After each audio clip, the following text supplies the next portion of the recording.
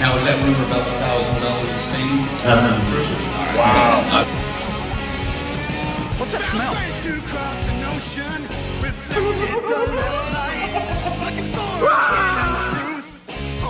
To find a fight. I can't believe what I saw. Look, I'm being gay over here. Locally, I'm really.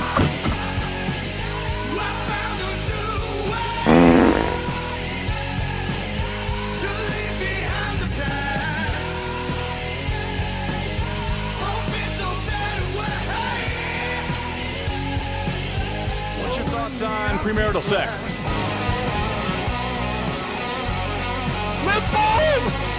Come play with us. I'm getting the fuck out of here.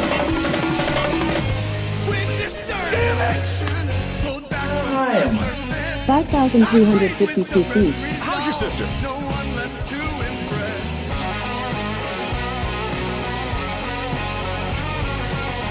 Cereal champions. Lowest cost. Only equipped swimming pool, which we have right here. You can see we have a nice natural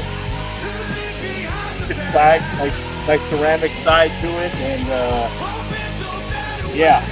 Let's go check out the west side of the house.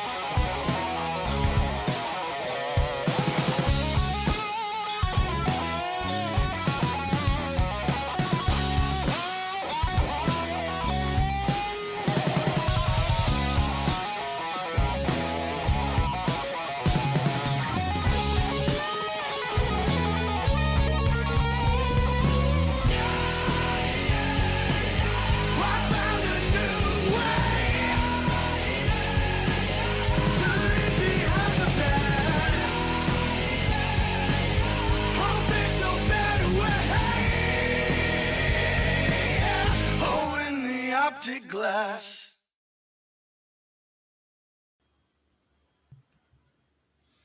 Woo! There we go. What is going on, gang? It is another Monday Maniacs from Death Curse Society. I'm Red Crank. We got the Colonel, Zigzag, and Phase. Did anybody have anything exciting happen to them in the last week? Happy New Year, by the way, 2026. Happy New Year. And Just kidding, just kidding. Oh, okay. No, Happy New Year, man. Yeah, it was pretty much. I'm still like, I was in recovering after the whole last week before, So I mean, it was a shit, depressing kind of week for me. I feel a lot better the last couple days though. So, Yay! yeah, I was actually looking forward to this list and actually had to take a look and, wanted to see what's coming and what 2 or 3 are gonna. I'm gonna put at the top tonight because I don't really know. I did make a note here, but I'm looking at it and going, fuck. I don't know. Yeah, we'll see. We'll see. Yeah, that's gonna be it's gonna be a long discussion tonight, I think. So Yeah. we've got 36 movies to talk about. Poor We're gonna be. It's not gonna be that long because I mean we don't have that much to say about most of them. It's just true. yeah, True. quick thought. It's just Yeah. Yeah. So, but we got 36 movies coming out theatrically in 2026. We're going to be ranking some of those, at least giving our top 3 to 5, what we're looking forward to, each of us. We want to hear from you guys as well. I know at least a couple of you and one that's going to be on a few of your list for sure. So we'll see. But there's a lot coming out and a lot already planned, and it's going to be, I think it's going to be a fun discussion. So we'll get into that here in a minute. Like I said though, did anybody have anything fun happen over the last week? Any cool? What did you guys do for New Year's? I played poker all night. Okay, I said fun. Anything? Anybody? It was fun. I mean, I sent a picture to FaZe because he was like, "Hey, who's gaming tonight?" And I was like, "Current situation," and I sent the stack I had. Stack of chips. It was nice too. It was nice and beefy. And I ended up cashing out for $14 after 5 hours. So yeah, I was up about Nice. 200. I was up about 200, dude, and just ran into some brutal because our cash games it's not Hold'em, dudes. It's fucking stud. It's draw with wild cards. It's elbow. It's low ho high Chicago, Quinella. It's madness. And in between is always the highlight. You know that you throw two cards down, and you go, okay, is it going to be in between these two cards? And you bet what you want.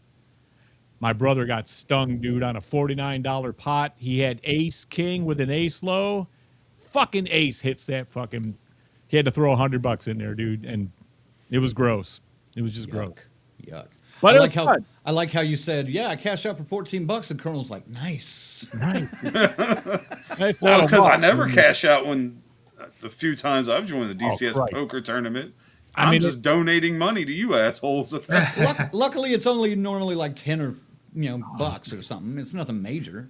These cash games are psychotic. It's fun, but I mean, it's no place for a nervous person, as they say. We had a dude. I hope he ain't watching, man. At the regular tournament we play, and we were doing this a couple weeks ago, and like he had to shake out. I mean, there were malls flying out of his fucking wallet, dude. Like people had to throw a few bucks in to cover the last bet. He had to go, I'm out, guys. Sorry. It was brutal, man. But I mean, that's gambling, It was bad beat after bad beat on his. It wasn't his night, tournament or the cash game. So yeah, but would have been great TV, boy, if there was a camera rolling, because it would just been like, no fucking way, again. There's a lot of that. So yeah. You guys? Man, I hosted karaoke for New Year's Eve at one of my clubs and went over well. It was a fun night. Bunch of the regulars, a handful of new people. It was, good night, good time. Not too stressful, so that's always good. So the countdown was great. Blah blah blah. I know I had to stop the fucking game. I set an alarm because I didn't want to miss it, and I was like, hey, But man, we were watching Channel 7. The Dick Clark New Year's Rockin' Eve with Ryan Seacrest. And, yeah. But I mean, they shouldn't call it Dick Clark's New Year's Rockin' Eve anymore. Bro, they showed the ball for like 4 seconds. Oh, that was it? It was stunning. I don't know what happened. I mean, it must have been a bunch of feeds went down or something. I don't know what happened. Well, on Channel 9, which it is here, yes, in Cincinnati, ABC. No, they showed the ball for about 50 seconds, dude. 50 seconds? Fuck, dude. We were just all going, kind of a lack of, coverage of the ball. I mean, at what time you got? It's like, 11:59, man. 30 seconds. It's like, there it is. And then they're just showing all the people going, 3, 2. Yeah. Yeah. So I guess, it was low key though, that part of it. Did your kids stay up, Colonel? I assume Kate General did.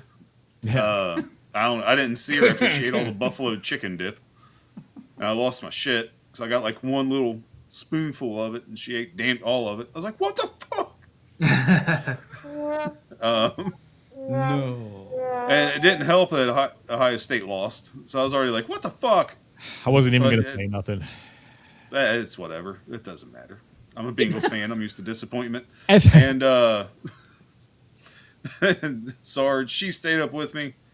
She went to bed right after. Dude, I was in bed by 12:30. But before I get too far, I like to bring the favorite member of the DCS on just for a second because she wants to talk to somebody that's watching right now real quick. They are here. Well, let's go. Time is money, Sarge. Yeah, come on. You're making Colonel have to stay up later and later. I wish I had him.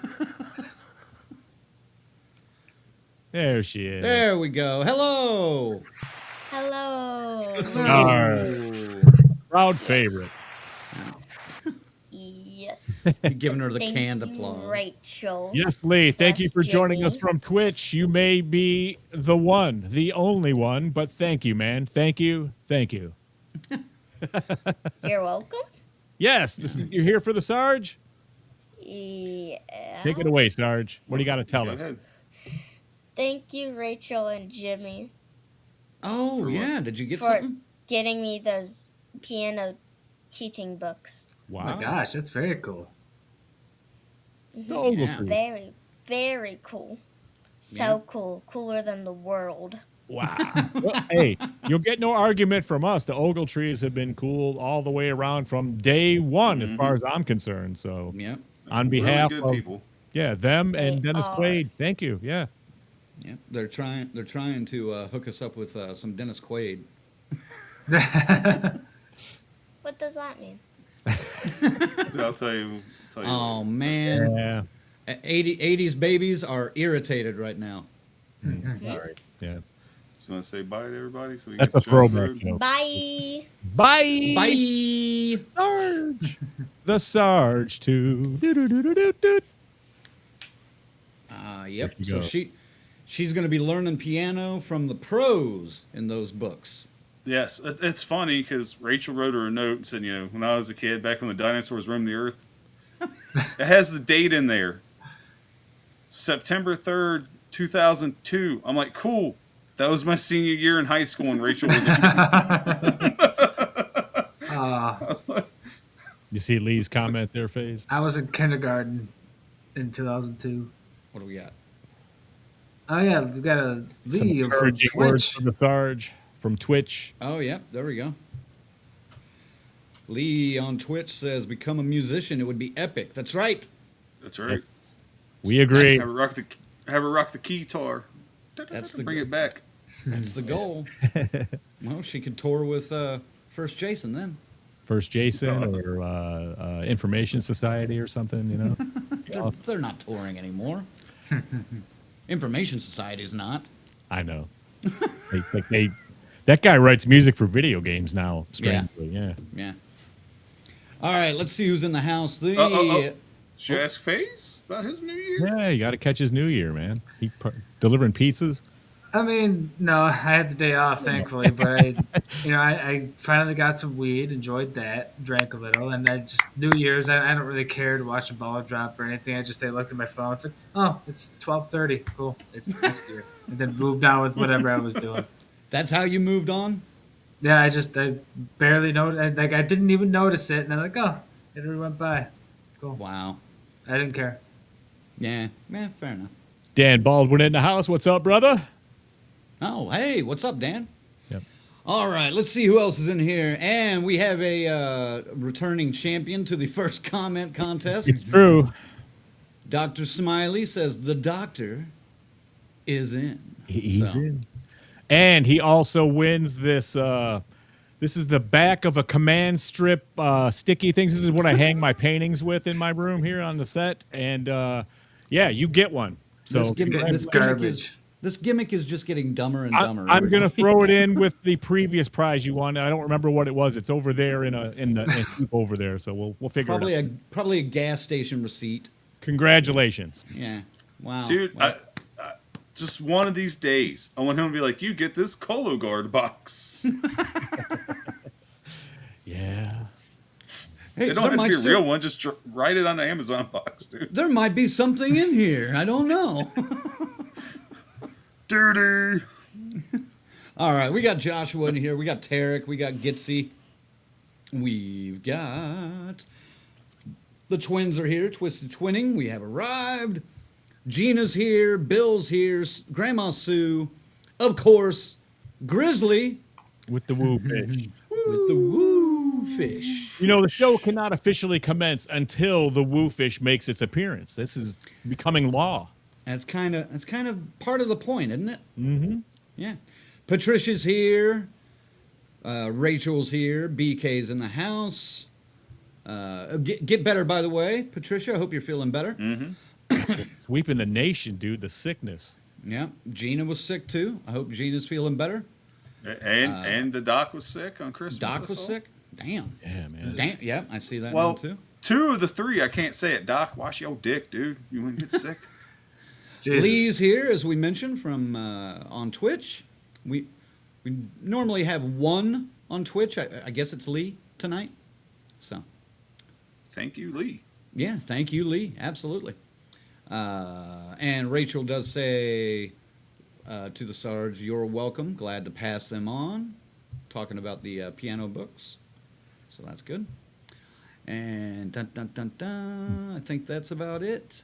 You mentioned Dan. Yep, There we go. Dan Baldwin, a figure in the circuit of celebrities and whatnot. Yeah, yeah. Yes. We got to bump into him again real soon. Hopefully, maybe this year. Oh, gotta yeah, start- we'll see him out there. Like I Got said, to start setting our plan of attack for this year. indeed, So. and if he happens to be at a show we're at, then yes, we'll get him on the. Yeah. Then push him drinks will be had. So a few drinks, and then we'll push him through. We'll get him on stage. See, Yep. test his trivia. Oh, yeah. Absolutely. All right. Before we get too much further on, we got to thank our members. I'm going to hand it over to these guys. So take it away, fellas. Who's got the top, Colonel? I don't know. All right, special thanks to our members, Final Girls and Guys, Christy, C-Phase, Luke, BD Mags, The Muffinator, Alex, Tyrone. Well, I must be a couple of seconds behind. The Crazy Ralphs, Bell's Fancy Creations, Dr. Smiley, Grizzly and Paula, Morgan Crypt Horror, Raymond, Allen, Twisted Twinning, and the whole damn enchilada pod. And thanks to our camp counselors, Adam, Christy, Lou, S. Michael, Jimmy, Rachel, Stacy, Lynn, Orlando, Angie, Chuck, Chick, Dave, Carl, Patricia, Kristen, and JJ.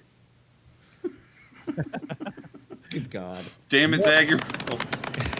Oh, the flat finish. I'm You running were still behind. going and the shit was going. I was like, oh, I gotta speed read this shit. I know You guys were definitely off. I was nothing on my screen. You were already 3 names in. And folks, if you want to become one of our members, you go to deathcursesociety.com, go to the membership tab, pick a tier that works for you. Thank you, goddamn it, thank you.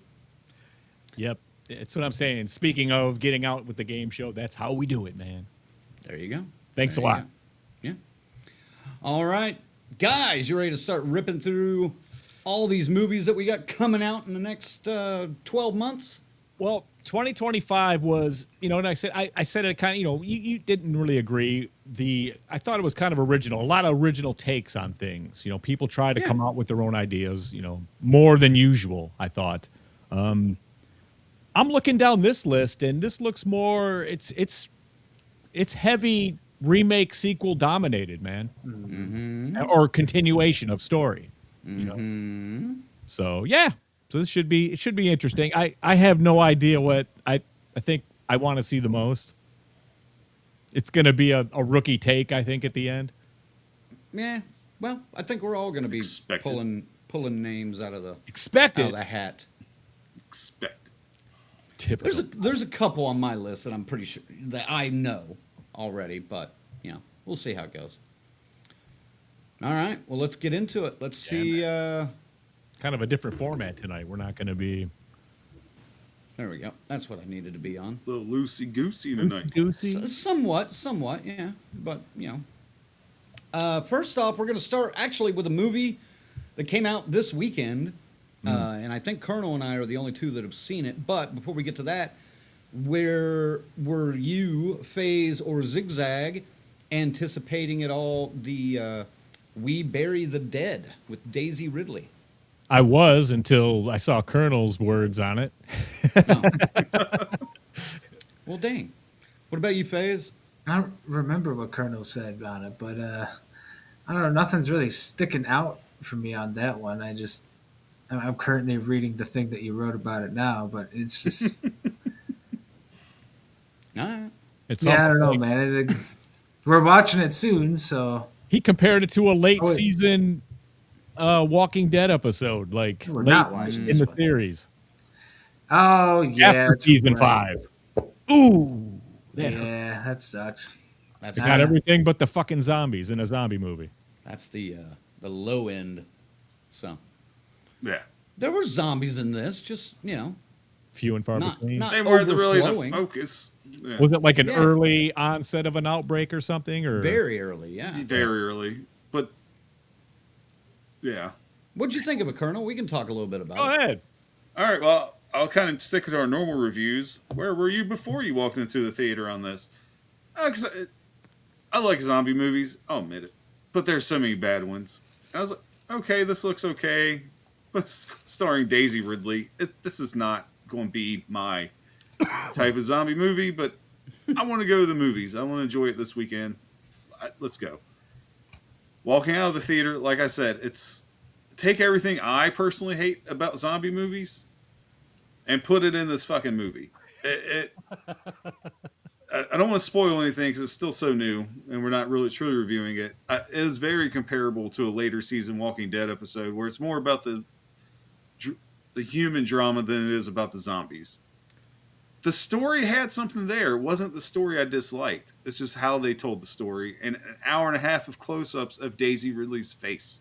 So there were a lot of close-ups. It was kind of weird, but Yeah. if The Walking Dead did not exist, this would have been a better film?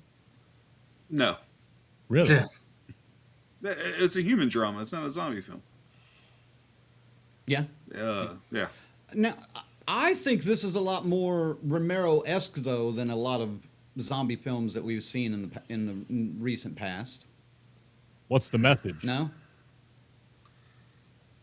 You got to have a big social message, you know? There really wasn't one. I mean, it's a story about love and love lost and trying to find love again. Okay. That's the way I interpret it. So I guess there's not like a huge social message behind this film. I didn't pick one up. But I would compare it more to a Romero film loosely, just based on a lot of other zombie films. Because, Well, like I said, let's be honest, 95% are shit. That, and I think a lot of zombie films, and take this for what you will, focus too much on the zombie, if that makes sense. Absolutely. It makes sense. Yeah. But also, I like a good zombie movie with fucking good gore. This one could the have had a gore little is bit few more and gore. far between because there's zombies are few and far fucking between. No good So- bites, no stretchy skin, no busted There's- arteries. There was Decent some. bite in the third act. I mean, but no arteries and guts. But there's a decent bite in the third act. Let me ask you this, man. CGI or practical? Definitely CGI, but I'll be honest. Towards the end of this movie, I just didn't fucking care. I was ready to go. I kind of like this movie, man. It did I have knew the kind you of would. Yeah, it did have the kind of story that I'm into, and the ending was a little bit wonky for me because there was one point where I was like, okay, that's the end, but shit, we still have like 15 minutes left, you know? Oh, dude, totally pulled a Return of the King on me. I was like, yeah, it's done. Oh, wait a minute. No, it's not. All right, it's But done. then- Here. No, it's not. But then once they started going like back onto the road, if you know what I'm talking about, I know Colonel's probably the only one that knows what I'm talking about. But when they got back on the road, I was like, no fucking way. Are they going there? And yeah, they went there. And They fucking went there. And that's when I was just, I get it. I don't though, do because- that. I get it though because it does bring the story full circle, based on what we saw earlier in the first act. Yes. But it's pretty bizarre. That's something I hate about zombie movies, and there it was. That's how they fucking ended it. I just don't want to see that shit in my zombie movie, dude. I'm Fair. intrigued, but I think I know what you're talking about. It's worth the watch. I would say that. I wouldn't totally shit on it. Like I gave my ranking in our Facebook group. I was like, I'd give it a 4, but that's just me being because I'm real nitpicky about my zombie movies. I mean, just be honest. If I can catch a matinee before it vanishes, I'll go. I say, I wouldn't necessarily go rushing out to the theater to see it, No. but catch it on streaming. It'll be streaming somewhere before. Yeah, it won't be long. yeah, like I said, it's worth the watch, and I did appreciate the story. I thought there was something there. I just felt like they dropped the ball a little bit. I like the story a lot, but yeah, the third act kind of fell apart just a little bit, and that, whatever. But on a scale of 0 to 5, what was your anticipation for this movie, Colonel? You were like a 1 or something, right? I was like a 1. It's a new zombie movie. It's probably going to suck. Yeah. It didn't, mine, but it wasn't mine great. I would say probably 2 or 3. Anticipation for you guys, Ziggy and Faye. Yeah, I always give them too much credit, you know. So I'm always like, hey, a zombie movie. All right, I'm in. And I don't really think about it if it's going to be good or bad until I see it, you know. I mean, I know to skip it now. Yeah. No, by all means, like I said, I'd watch it. I wouldn't necessarily say skip it. Yeah. Just stream it. I wouldn't go to the Right. theater. Right. Me and FaZe Not with at a full, couple. not at full price, because I forgot I had my large popcorn and free pop for my birthday. And this is the last day I can use it before I lost it. So it's kind of like, I just go to the movies. So I literally only pay 53 cents to see this movie. Worth the 53 cents. Fully worth the money on that. Yep. Me and FaZe with the double. Fuck this shit, I'm out. Well, Tarek has a good point on this. The thing I don't like about zombie movies is almost always the zombies, which is why We Bury the Dead looks like one I'll really like. I think you will too. So, all right. Well, let's move on to the actual, I guess now, since The we're real list. yeah, the real rest of the list. None of this shit is out yet, man. None of this shit's out yet. Well, Rick said he might be seeing this one in the theater tonight. Yeah. But yeah, we're going to move on to Primate, coming out January 9th. Written and directed by Johan Roberts from, he's done 47 Meters Down and The Strangers Pray at Night. And the story is home from college, Lucy reunites with family, including her pet chimp, Ben. Ben contracts rabies during a pool party and turns aggressive, leaving Lucy and her friends to devise ways to survive the vicious chimp. Oh boy. You know, Bubbles is pissed off, and he's going to take revenge on the family. What's your anticipation for this one, Ziggy? Is this one high on the list or low? At first, I thought it looks pretty good. And the trailer started rolling. But then they started doing what they always do, and you guys fucking know it. Most shocking movie you'll see this year. I haven't seen that Scariest. yet. Yep, scariest moment. You know, this movie will bite you. You know, it was all the same stupid cliche fucking bullshit. So right away, I'm knocking it down 2 points in my anticipation. So. It's there's a lot of buzz going around. They did the test showings that did okay, but Well, and they've got that preview now featuring the test showings. Have you seen that one? yeah, Yes. yeah. So, And people acted like that for Night Swim, dude. They did that shit for Night Yeah. Swim too. The dark camera, oh, the night vision, and yeah. everyone was like, "Ah!" Fuck that. I don't believe Yeah. that shit. Never. No, I can tell you right now, that trailer didn't help. And the fact I keep hearing, I haven't heard the scariest film of the year or whatever. I haven't But either. like the hype behind it and saying, Most "Oh, it's shocking. done great, Most shocking. most shocking, scariest, whatever." I still haven't heard it. But the fact they're saying, the hype behind it and how well it did on the festival circuit, I'm like, anybody that's been to a horror convention, this is just my experience. I've never been to like a true film fest. Yeah. But, I mean, it's not hard to find a diamond in the rough there because you're only looking at one or two, honestly, pretty good films, and the rest of it might just be fun to watch. So, is this just like, okay, this is the diamond in the fucking rough, or is it actually a good movie? I'm kind of leaning towards the diamond in the rough. You think it's gonna be good? No, no. I just feel like it's going to be a lot like Jordan Peele's, whatever, Nope. the last one he made. Okay, thank so you, I it's couldn't more like remember. a gemstone in with the rocks in the lake and stuff. Not you can't say It's the always diamond in just the gonna be rough. about The a- diamond is a gem. It's great. It stands way out. You know, Okay, but if you're compared to a bunch of shit, they're going to stand out. That's all I'm saying. I'm we're not in trying big to shit on fucking them, but trouble. If that's Yeah. the fucking diamond of the fucking year, we are in big trouble. But we'll go see it. I don't know if I think we're reviewing it, but we'll definitely go see it. And is this No, on- we're not. We're not reviewing. we're this. not reviewing it. Huh. Yeah. We struck it just the other week, actually. Last week. Yeah, we got Yeah. that big list. It's about a monkey. Yes, it is. It's about a monkey, but a rabid monkey that's a little scary. And hey, monkeys like to rip your face off, and they first rip your dick and nuts off if you're a guy, and then they go to your Well, face. And like, I want. Again- I want to see flying feces all over the place. That's what I'm. if it's shocking like that, if someone gets their face ripped off, okay, now you're talking. Now that I'm in. I want to see this. You'll get it. I don't know. It also kind of screams man's best friend. Like this is like a lab chimpanzee and they bring it home and it just fucking flips its shit. I just Ben. I don't know. I'm middle of the road on this one. Like I would say a 3 for anticipation. This one I think has potential to be pretty good, but it's going to be one of those that we like have high at the beginning of the year, and then it just keeps falling down and keeps getting replaced by other movies. It's going to have to be a shocking experience. It's going to have to be terrifying. I don't know if it can be. Right.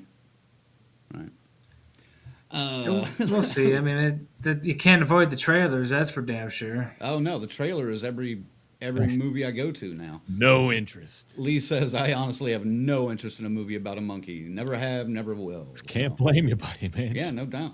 Right. All right. So, doesn't sound like much interest in that one. Let's move on to the next one. Where's my button? Blood and... Next one is probably one of the bigger titles dropping in January, I would say, for sure. 28 years later, The Bone Temple. We've seen part 1 last year. Written by Alex Garland, the original creator of 28 Days Later, and directed by Nia DaCosta from Candyman, the 2021 version, and then, of course, starring Ralph Fiennes. In a continuation of the epic story, Dr. Kelson finds himself in a shocking new relationship with consequences that could change the world as they know it. Spike's encounter with Jimmy Crystal becomes a nightmare he can't escape. In the world of the Bone Temple, the infected are no longer the greatest threat to survival. The inhumanity of the survivors can be stranger and more terrifying. So, sounds like what The Walking Dead started to be. You just said it. That's what I was thinking. So, exactly that. And start us off, Ziggy. I didn't hate that first one, but remember what we said? At least I said, I go, we have to wait and see where they go with this. And we even speculated that maybe Mom's not dead. Remember saying that? Mm-hmm. So it looks interesting. You know, I mean, it does. I don't know how good or bad. I mean, hopefully it's just goes crazy over the top with it. And the death squads, even though they look silly, you know, are going to be brutal. And I can live with that. So, well, that first movie started out pretty strong. Yeah. And carried through pretty well until Act 2, and then the end of Act 3 was so bizarre. Well, yeah, we were all sitting there just going, what's going on? You know? Yeah, if you weren't from the United Kingdom, you didn't get it. Yeah. Right. But I am curious where this one goes. So this one might be in my top 5, but I don't think so. I don't know. This is the Empire Strikes Back of this trilogy, so... I don't think it's going to have that kind of pull. Don't give it that kind of praise, man. Right? No kidding. That's what they're hoping for. But somebody's supposed to return from the first one, Mr. Murphy. So I don't know in what capacity in this one, and he'll probably take the third one and be, you know, be the main. I think the third one's going to be a crazy ride.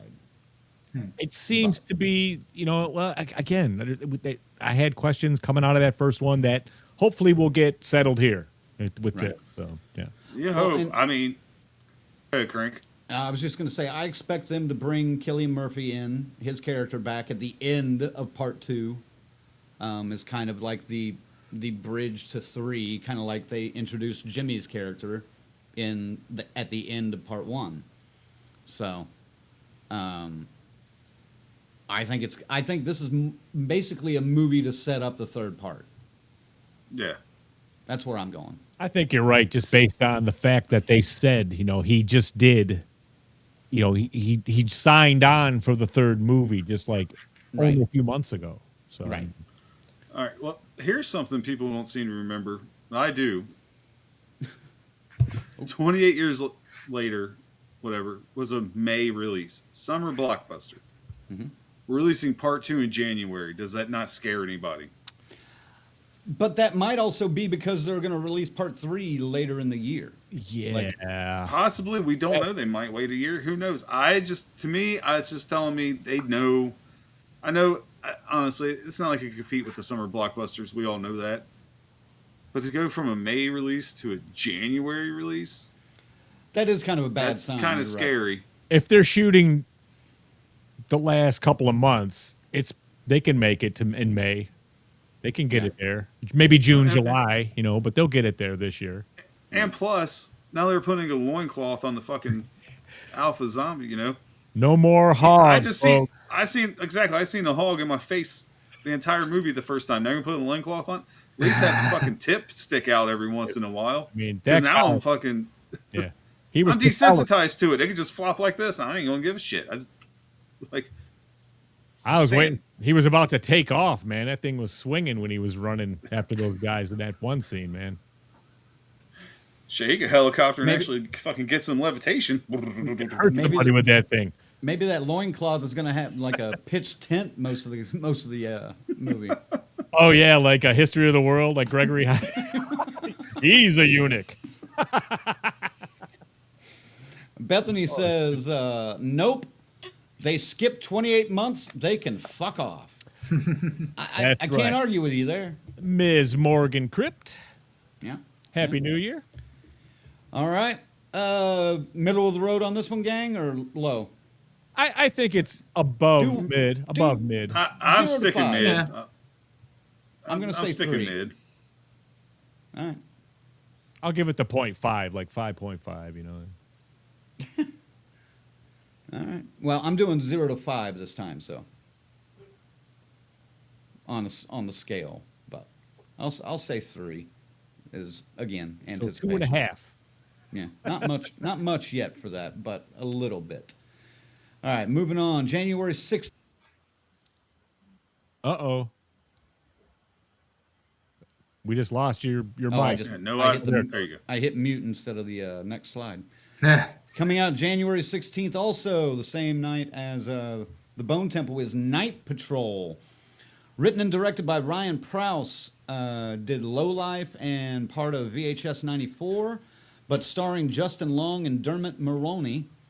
An LAPD officer must put aside his differences with the area's street gangs when he discovers a local police task force is harboring a horrific secret that endangers the residents of the housing projects he grew up in. This one almost sounds barely horror, so Is he got vampire fangs? I can't really tell. it's hard to tell. That's your. Yeah, it's hard to tell. Yeah. All I know is it has Justin Long in it. If it is a horror movie, he will die. He did not die in Weapons. He was on screen for 2 seconds. Didn't really count. I tend to agree with you though, but I like him as an actor and stuff. So Oh, I do too. I ain't shitting on him. That But- seems to be his go-to. what Crank just said, that's what I know about this movie. That's it. So I haven't seen a trailer. I did go and watch a few trailers like earlier today just to see what was out there. There's a few. This wasn't one of them. I didn't see that one. Yeah, my anticipation for this is pretty low. Even though I do like Dermot Mulroney a lot. This is it comedy? Dark, is it like I both? don't think so. Like House 2, something like that? I don't think it is. It See, almost seems like a Training Day with a horror twist. Okay. I know so little about this film. My anticipation's at a 1. I just don't know enough about it. I'm the same. But Tarek does have a good one here. He says, Justin Long, are those tusks on the skull? Maybe. Anybody higher than a 1 on this one? Okay, I 2. mean, it could be all right. I mean, you I never like the know. poster. Poster gets a 2. All right. Poster gets a 2. Well done, graphic design team at Yeah. Studio Canal or whatever it is. All right. Next one we got coming up January 23rd. Return to Silent Hill. One of the.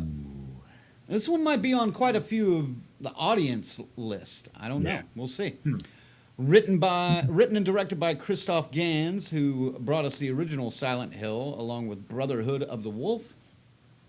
This one follows James, a man broken after being separated from his one true love. When a mysterious letter calls him back to Silent Hill in search of her, he finds a once unrecognizable town transformed by an unknown evil. As James descends deeper into the darkness, he encounters terrifying figures, both familiar and new, and begins to question his own sanity as he struggles to make sense of reality and hold on long enough to save his lost love. Thanks for that huge run-on sentence there at the end. Plotsynopsis.com. All right, FaZe, you're the. This is a game from your era, I think.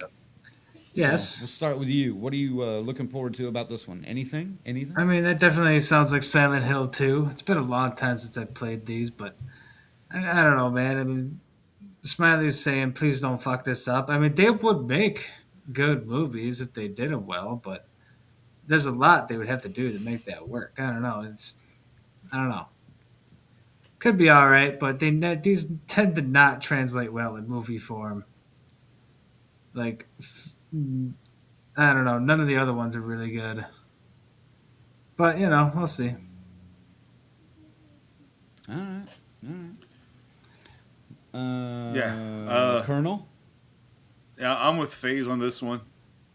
Silent Hill it's a way better game than it ever has been a movie. They fucked it up every time. So I'll be honest, this is another one for me. I just don't see this being good.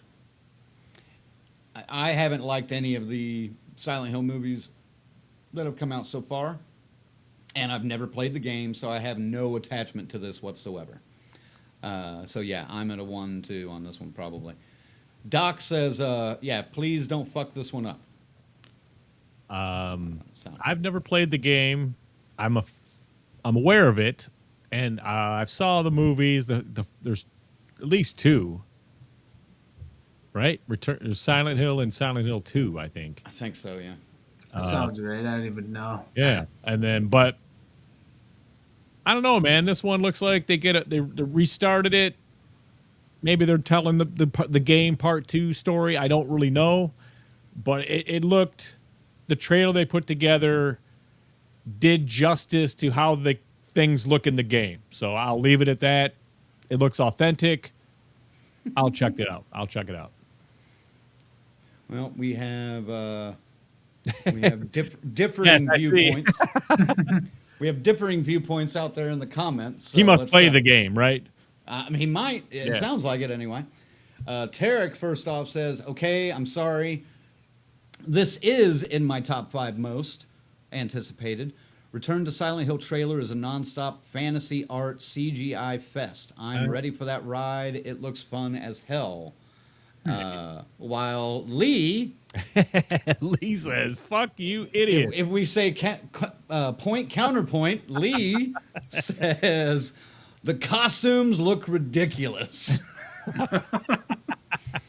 And then he goes on to say, I mean... I believe in preserving the things that make a character, but that hair, though, it is terrible. Yeah. So, yeah, we'll see. I mean, I'm sure we got to bite the bullet on this one. I know we're reviewing it, aren't we? This is one of them. Yeah. Yes, this is, I think, well, this is the second review because we're doing Bone Temple and then this one back to back. So You guys are killing me with these. Woof. You mean a horror review podcast that actually has to go to the fucking movies? Oh, At least pick better ones. Shit. I mean, these months are I never don't good. pick the dates for these motherfuckers to come out. Hey, I'm just happy it's not a Blumhouse movie in January this year. Yeah. No Megan. If there is, I know we're not reviewing it and we're not going to watch it. So I have that to look forward to. No Megan. And Gitsy nails the point counterpoint. Tarek, you ignorant slut. Well, look up the Saturday Night Live skits before you get all bent. I gotta say, it can't be any worse than the other 2 films they put out. So at least, couldn't it though? It could, man, but I'll be shocked if it's that bad. They learned their lesson. They had to learn their fucking lesson. This is a different company too, isn't it? I believe so, but don't quote me on that. So, I'm at a 1. I'll go at a 1 on this one just because I want to, you can't hype up. How can we hype this up after what they gave us already? So Right. I mean, the trailer doesn't look horrible, but I'm saying it's just a quick flashes of things, but I was like, oh, okay. Yeah. That I could don't be know. Just scary. historically, video game adaptations aren't good. We got a couple on this fucking list too. We do. All right, then moving on. Next up, January 30th. Directed by Sam Raimi, written by Mark Swift and Damian Shannon, who did Freddy vs. Jason and Friday the 13th reboot. Starring Rachel McAdams, it's Send Help. The trailer's been running for a couple of months now in theaters. Linda Little, played by Rachel McAdams, and Bradley Preston, two colleagues who find themselves stranded on a desert island after they are the only survivors of a plane crash. On the island, they must overcome past grievances and work together to survive, but ultimately, it becomes an unsettling and darkly humorous battle of wills and wits to make it out alive. I'm going to say it. This one looks kind of fun. This one looks a little fun. It's Raimi, so he's not gonna. He's just what is he, the producer? He made this movie. This is his He movie? directed this one. Oh well, fine. Okay, that goes a long way. Now that goes a long way. Yeah. It does. However, kind of reminds Point me. counterpoint. It reminds me of The Descent a little bit. Do you remember that one? I like The Descent. I did too, but just the test of wills and stuff, and then ultimately the huge screwing at the end of The Descent is like, oh, there you go, the big twist. We all saw it coming, but with Sam Raimi doing a movie like this, that's a 5. That's a 5. Ooh, really? That's Yeah. wow. It's Yeah. I love Sam Raimi's style, dude. He'll give you, there's going to be something memorable about this movie. I don't know what it is yet. We'll see. Huh. Quote me all on it. right. Mark that, Phase. 854. Yeah, please mark it. All right, FaZe, what about you? I mean, Raimi's definitely a big fucking name. It's a pretty cool concept. Reminds me of the game The Forest a little bit. You know, if it goes in that direction, it would be amazing. But you know, I guess I won't match Ziggy, but I'll match his enthusiasm a little bit for the Raimi. I'll give it a 4.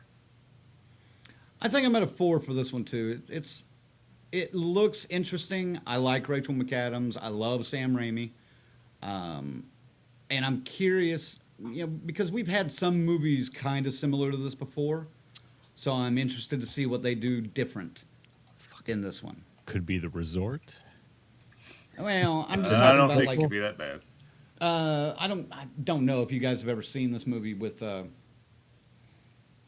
called Swimming with Sharks with Kevin Spacey and I can't think of the guy's name in it right now, but he's a Boy, that title takes on a whole new meaning now. well, but it's a Hollywood producer, Oh. and his assistant takes his boss hostage at his house and starts torturing him, and I see that kind of vibe going on with this one.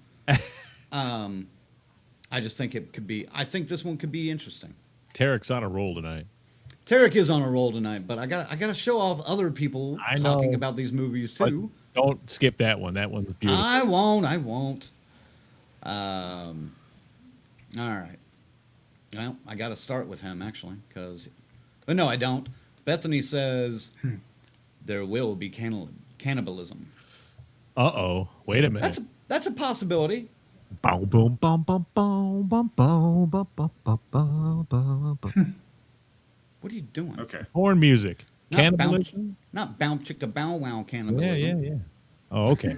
You mean actual chewing on flesh? Well, Yeah, I think so. And What kind Lee of shit are says, you into? yeah, what is going on with Ziggy tonight? He's freaking me out a little bit. Lee says, I hope for this movie to be entertaining at the very least. I think it'll be that. from Sam Raimi, how could it? Boy, well, yeah, hey man, Carpenter fell off at some point too, so hopefully Yeah. this isn't it. Yeah. Yeah, Yeah, he did, but Sam then- still hasn't. Sam still got it, I think. And then Tarek says, Raimi was like, what if Misery fucked Castaway? Yeah, I was thinking Castaway. That's Yeah, funny. that's the best way I think to describe this movie. I can't. That's this. Yeah, I'm curious about this Excited. one. And even James says, okay. Send help could be good. So, and Bethany has a comment about your porn music. That was the worst porn music. You drunk? No, I was trying to match the one we used to play all the time. Like he's like a wah chicka wow chicka wow. It was one. That just shows everyone that Ziggy fucks out of rhythm. So there you go. Drummer, dude, it's impossible. Yeah. But he does All right, the count before he starts. 1, 2, 3. 1, 2, 3, huh! You gotta turn a song. Set on. the rhythm. Yeah. Oh my God. What are we talking about here? Good God. Back on point. Sam Back Raimi. on point. I'm giving it a 4. What'd you do, girl? Guys haven't got a chance to talk about it yet. Just Sam Raimi 3. It's almost 9 o'clock. That's where I'll stop. So. And we're still in January. Yeah. And you guys said everything, so there's nothing for me to add. I'll give it a 3. All right. Ziggy, Faze, 4, 5. Yeah, 4. He gave it a 5. I'll stand by it. All It's the right. top of my list right now, I guess. All right. Let's move on. January 30th also. Yep, there it is. Iron Lung, and this one's a little weird. Written and directed and starring Mark Fishback, otherwise known as, am I saying this right, Markiplier? Anybody know? I guess he's a big clue. YouTuber. Okay. Oh, that sounds kind of familiar now that you mentioned. Oh, This guy. YouTuber movie. Good. This is That- a video game, though, too. Is it? Adaptation. Yeah. I don't think so. That's what Is I it? saw. Oh, okay. I have no clue. Well, Pull that back up while you guys are talking. yeah, look that up. I'll do the synopsis. The stars are gone, the planets have disappeared. Only individuals aboard space stations or starships were left to give the end a name, the Quiet Rapture. After decades of decay and crumbling infrastructure, the consolidation of iron has made a discovery on a barren moon designated AT5, an ocean of blood. Yeah. Hoping to discover desperately needed resources, they immediately launch an expedition. A submarine is crafted and a convict is welded inside. Due to the pressure and depth of the ocean, the forward viewport has been encased in metal. If successful, they will earn their freedom. If not, another will follow. This will be the 13th expedition. So, yeah, it sounds like a video game. It's It a sounds video game. convoluted. 2022, this was a video game. Okay. And this is what this is based on. Huh. Moon and all. That sounds really convoluted. Like, holy crap. Trailer was Well- wild. That's one of the trailers I watched. I was like, all right, it looks crazy. He's like, they kind of put him in a bad position, just because he Starring, made things, directing, and Yeah. like, how full of himself is this dude? Like, I'm not sure. I will admit I am kind of irritated when directors put themselves in the movie also. I Most of mean, the I don't want to time. be mean, but I don't know who really. That name is familiar. But The comics, that's when man. I was in like high school, Yeah. I think. It looks Doc- solid. Doc knows Really? him. Tarek knows him. Yeah, I see that. That's why I'm trying to be nice. But usually YouTubers are. But that'd be a little hypocritical because we're technically on YouTube as well. Wah, wah, wah. All right. Tarek says this one just became a top 5. Well, you've already got like 3 in the top 5, and we're not even out of January, man. You're gonna fuck up your list. Markiplier is that how I'm saying? Am I saying it right? Markiplier. I think it's Mark Iplier. Markiplier. Yeah. Oh, like multiplier. Yeah. Markiplier. That sounds right. Give me a break. Is the funniest Let's Play YouTuber on the planet. If this has any comedy in it, I'm ready. It looked very serious, Tarek.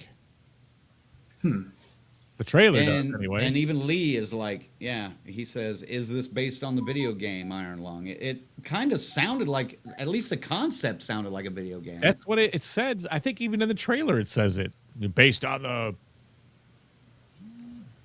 I don't know if it's award-winning video game because a lot of people are trashing it, but...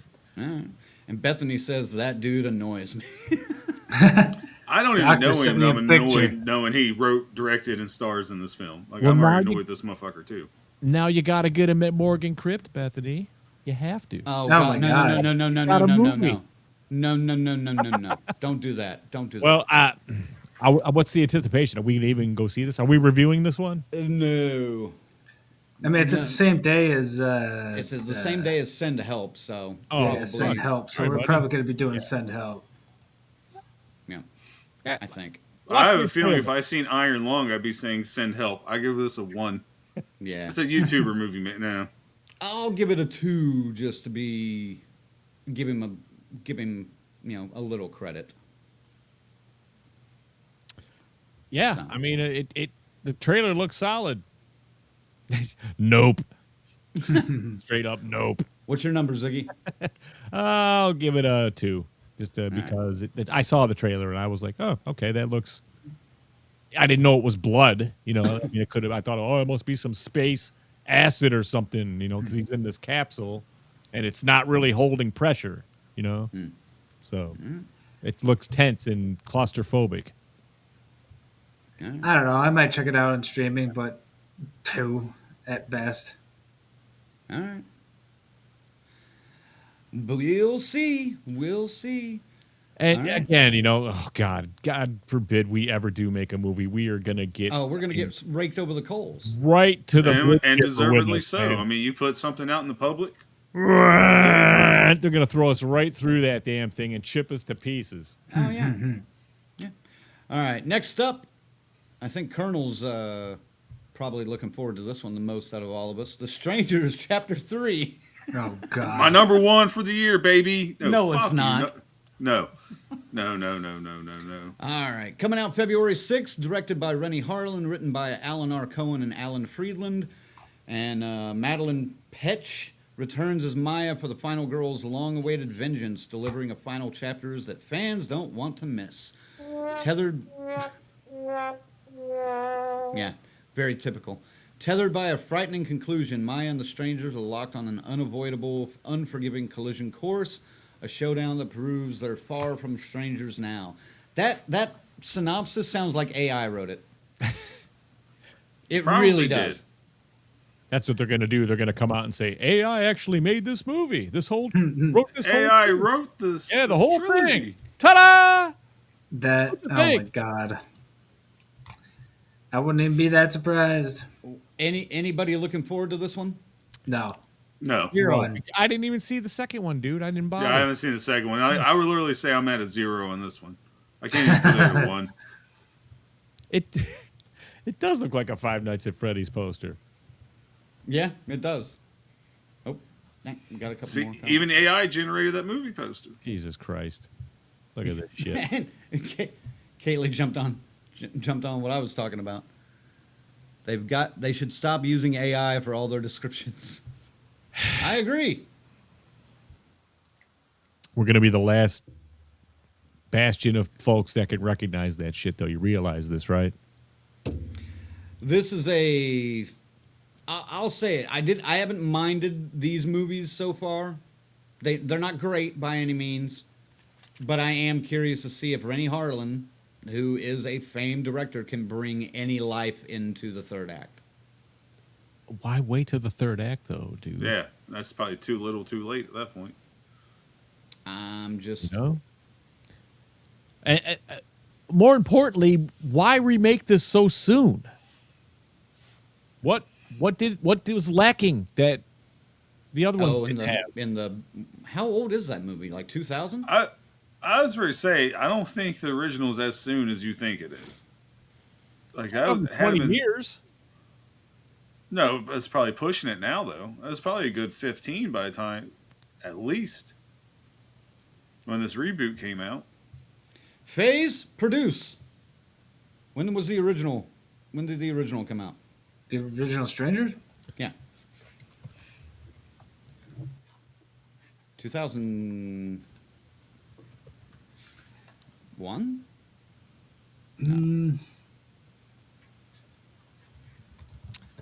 Huh. 2008, it looks like. Okay. 2008. Tarek almost beat you, I think. Actually, he may 18 have years. beat you. So, Oh, I'm sure he did. So it was like 15 when this shit first started. Well, 16. They only started like last year. 2 right? years ago, wasn't it? The first one. They waited a while for Yeah, it. it was 2 years ago. Okay, so Well, I mean, it's Ah. 2026 now, but I mean, it's like 2023 was the other one. Yeah. I'll say I'm at a 2.5 for this one. How about that? And then we can move on. Who else? Anybody? I gave it a 1. 1? 0.0. That's it. Zero. 0. 0? You guys for are both being of you? generous with that one. God damn. All right. Also coming out February 6th, Whistle, directed by Corin Hardy from The Hollow and The Nun, written by Owen Egerton, Bloodfest, and Mercy Black, but starring Daphne Keane and Nick Frost. Is this a comedy then, or no? Might have some comedic elements in it. I don't know. That looks like one of those death whistles that. Yes, it's an Aztec death. Well, let me read the synopsis. Tell us about it, Crank. All right, I think I will. A misfit group of unwitting high school students stumble upon a cursed object, an ancient Aztec death whistle. They discover that blowing the whistle and the terrifying sound it emits will summon their future deaths to hunt them down. As the body count rises, the friends investigate the origins of the deadly artifact in a desperate effort to stop the horrifying chain of events that they have set in motion. Wah, wah, wah. I'll give it a 0.5 point for some originality, but I don't know, man. I'm not interested in this at all. Sounds like it could be okay. I mean, I don't know.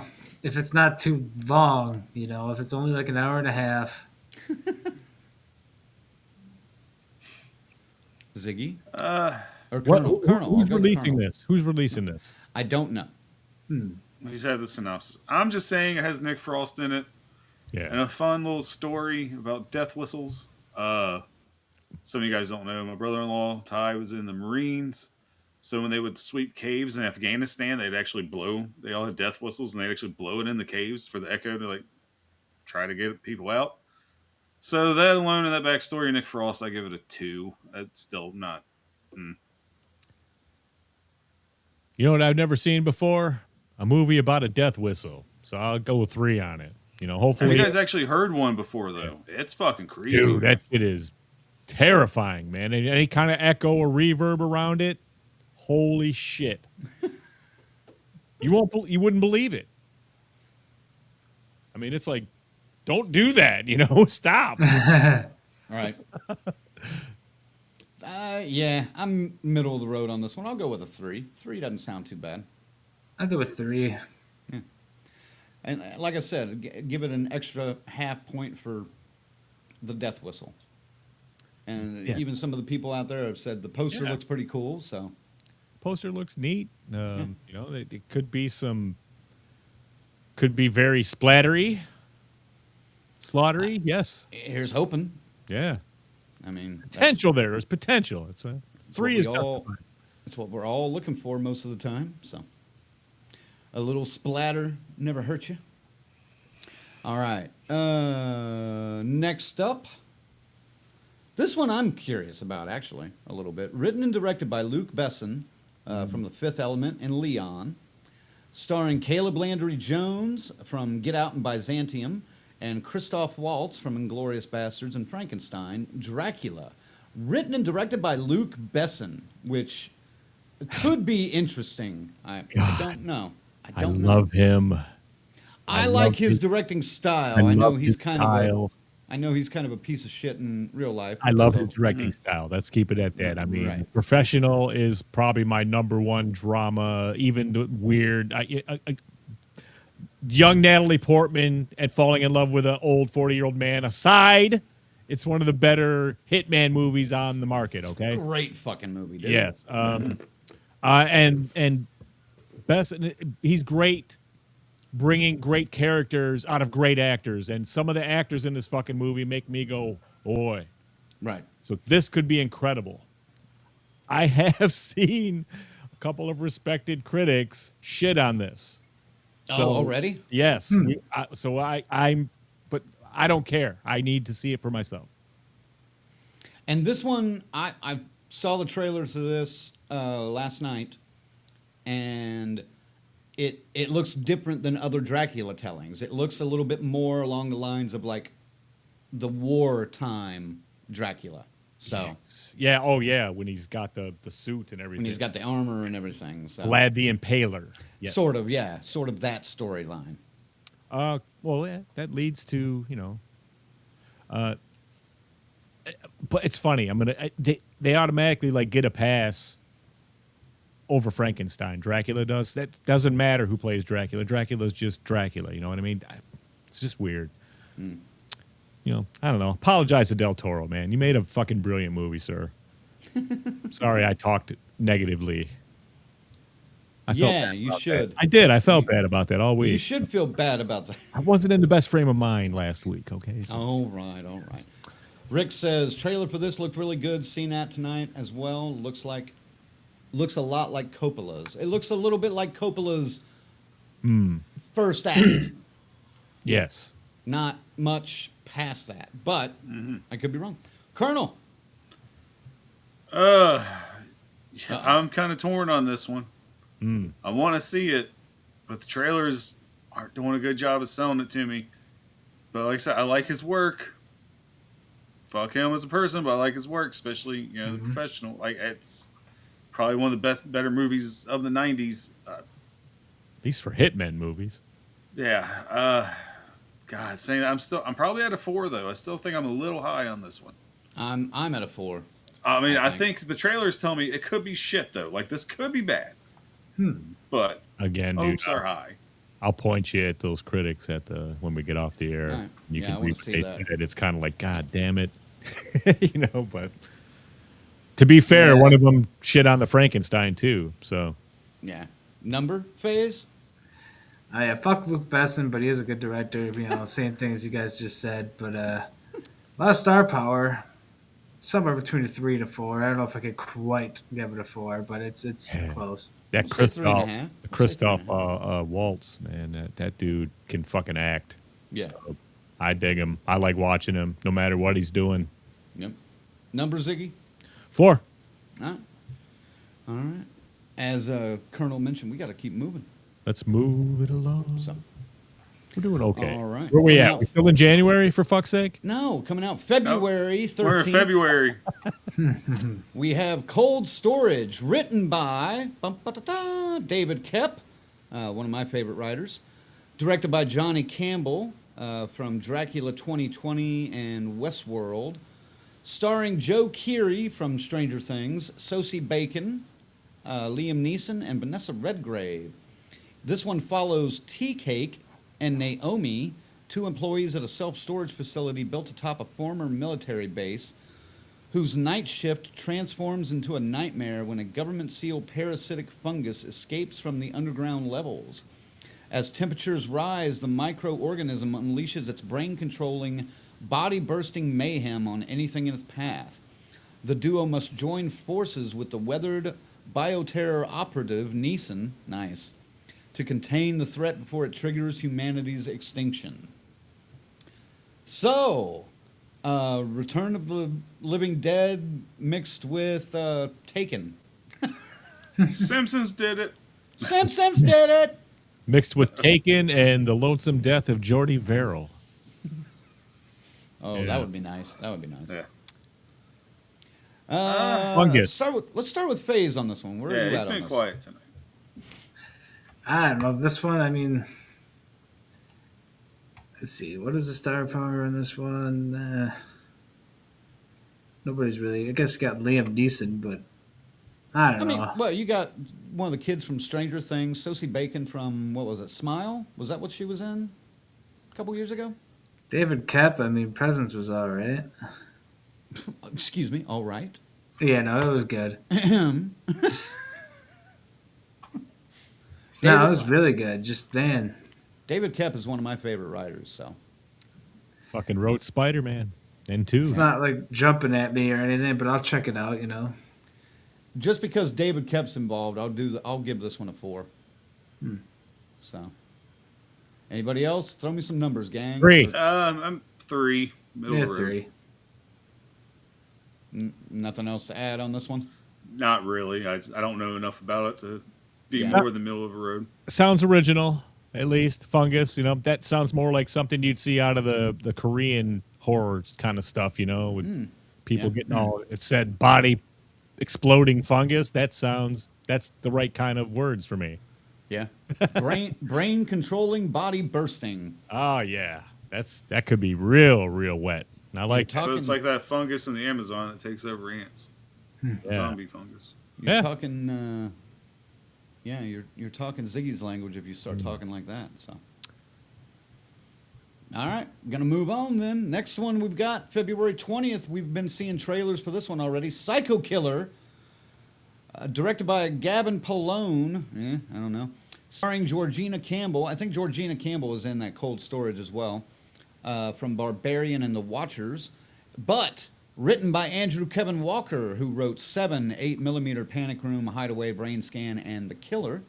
Okay. So, got a little bit of writing pedigree on this one.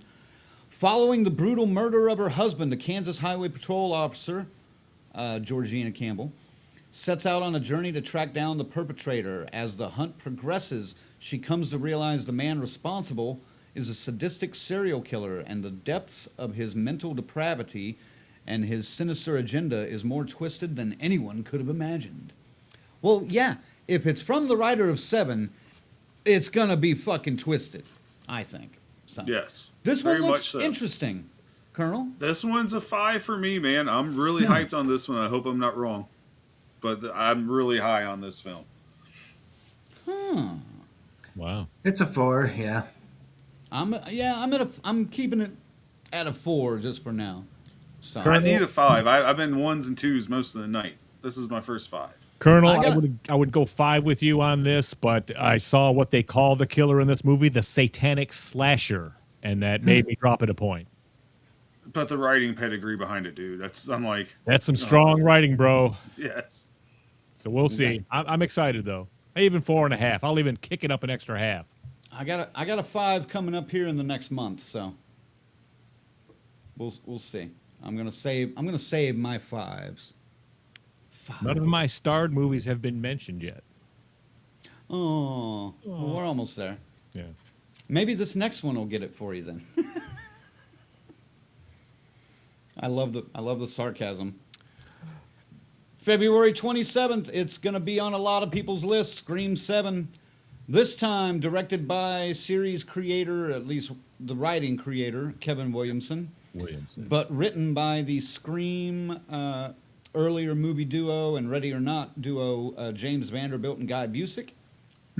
But they had to abandon that storyline because of some trouble in the Scream casting department, the last movie. So when a new Ghostface killer emerges in the quiet town where Sidney Prescott has built a new life, her darkest fears are realized as her daughter becomes the next target. Determined to protect her family, Sidney must face the horrors of her past and to put an end to the bloodshed once and for all. Unless it makes, $1 billion, and then she'll be back for Scream. Yeah, right. So, I don't care about this series anymore. It's dragged on through way too many iterations for me. I'm at a 2 on this one. I'll just jump in and say that. Ziggy?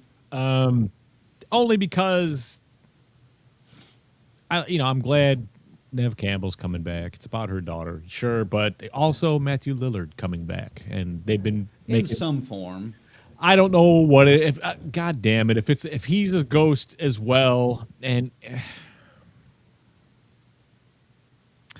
they start all that crap again with from the past, and looking at the knife in the mirror and shit. Come the fuck on, man. That was dumb. I mean, but at the same time, I'm a mark.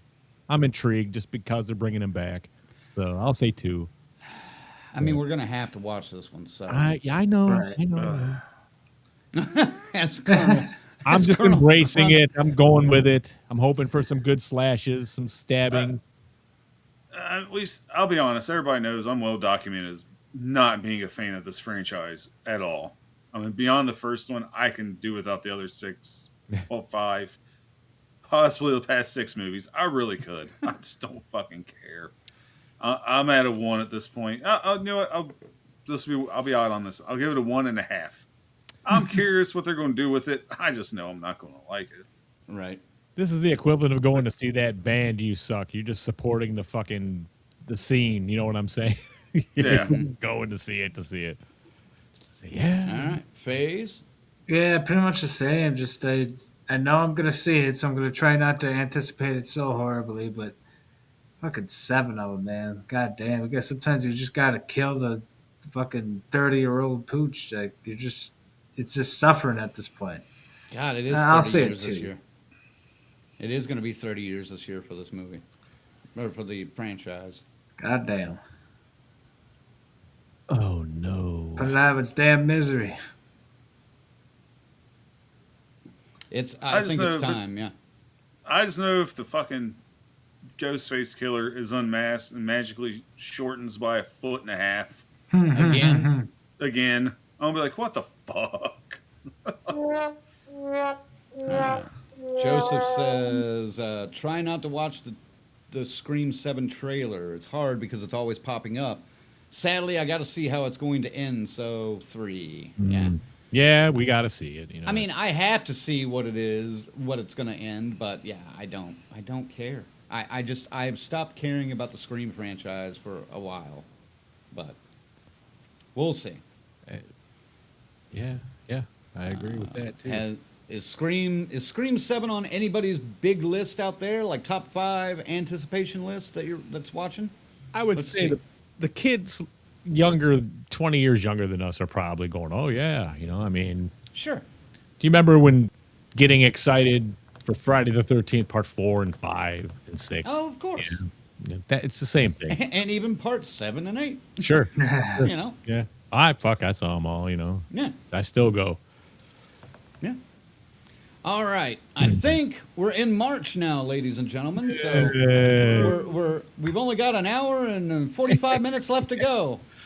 Fuck. Colonel's like, gonna move- fuck you. We're going to pick it up here. March 6th, The Bride, written and directed by Maggie Gyllenhaal, starring Christian Bale and a cast of others.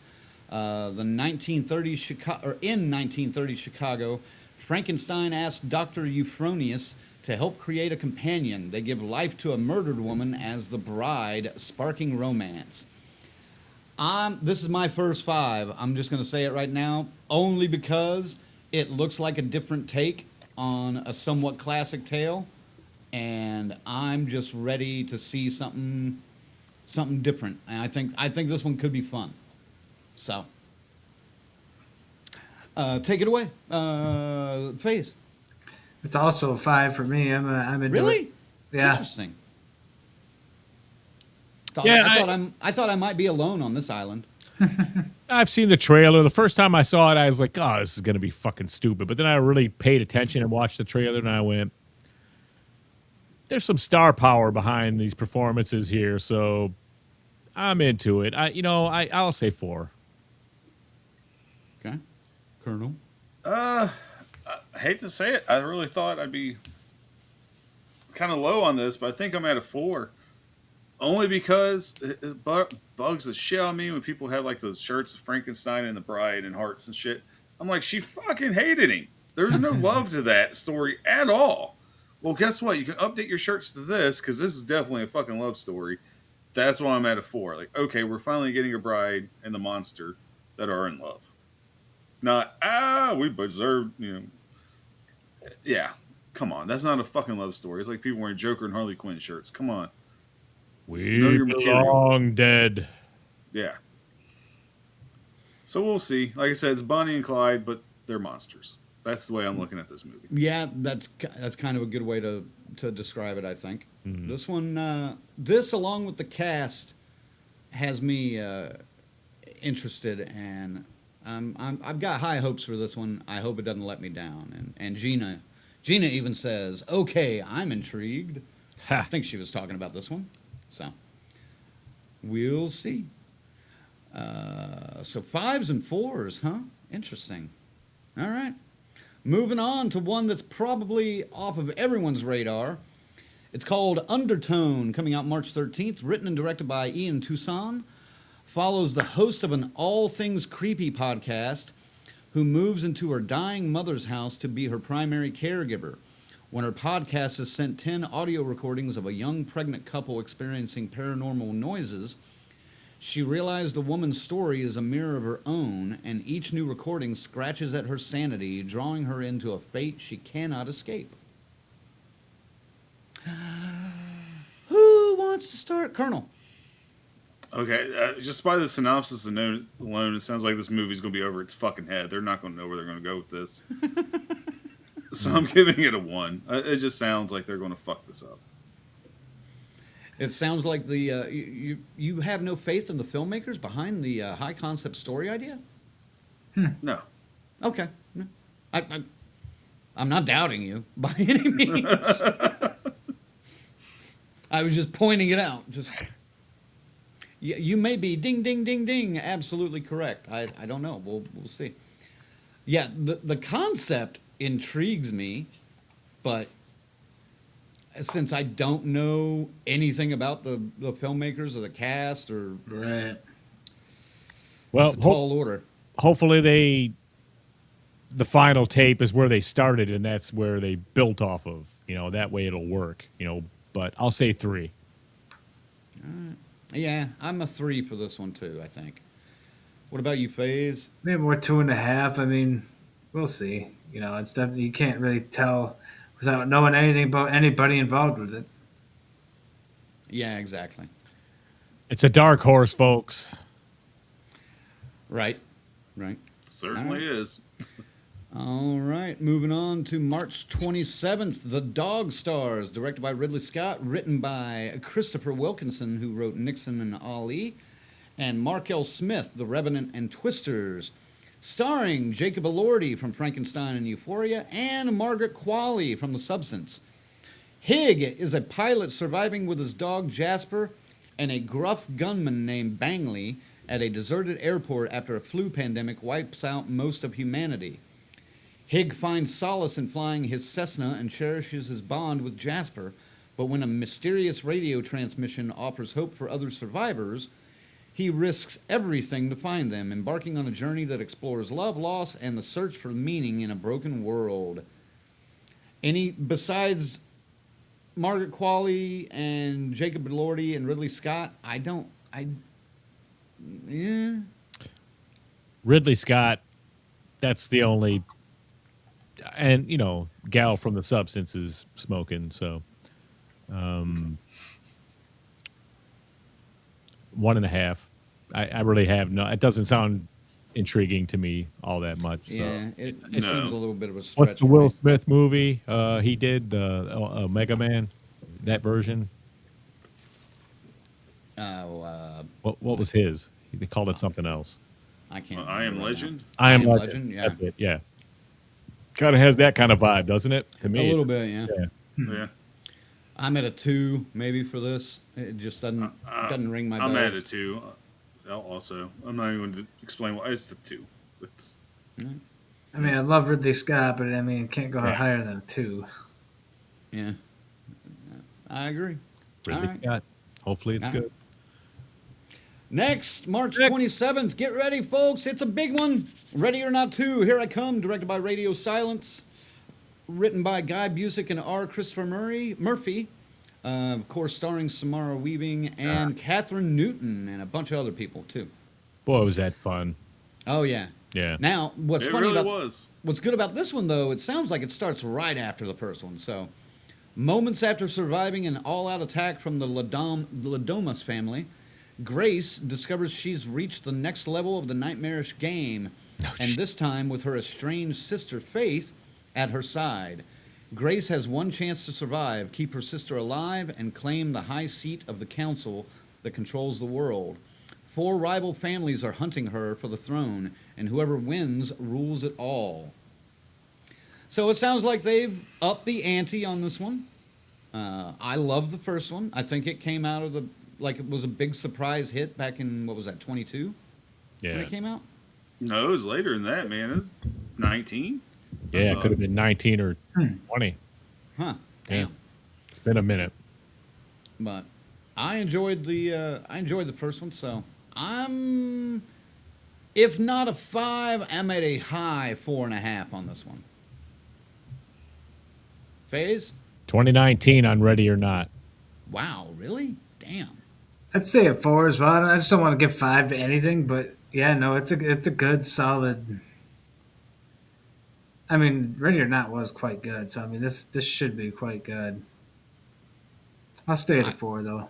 I'll say this and The Bride are at least 2 of my top 5 so far. Oh yeah, I think Bride is my top for right now. Definitely a 4. All right, Colonel. Wow. Ready or Not was my number 1 movie of 2019. Absolutely fucking love it. I was excited for this one. Then I saw the trailer. I'm like, okay, it's a pretty big plot point you were left out in the first one. That apparently she was an orphan, if I remember correctly. But she has a sister she never mentioned. Brought me down from a 5 to a 3.5. I still think it's going to be fun. I just don't think it's going to be as... I just remember she said she didn't have a family. My memory could be fucking wrong. I thought she might be, but doesn't mean she couldn't have a sister. I'm just saying if you're getting married, your sister should probably be there. They could be estranged. Who knows? It's just... It's too convenient, the sister aspect. It literally dropped me down to a 3.5. I still think it's going to be a fun movie. I just don't think it's going to match the first. All right. All right. Nice.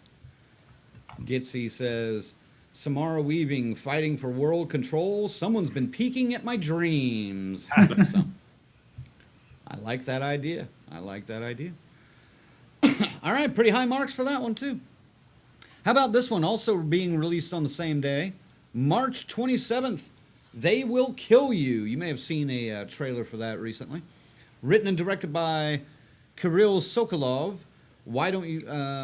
starring Zazie Bates, Heather Graham, and Patricia Arquette. Some heavy hitters in there.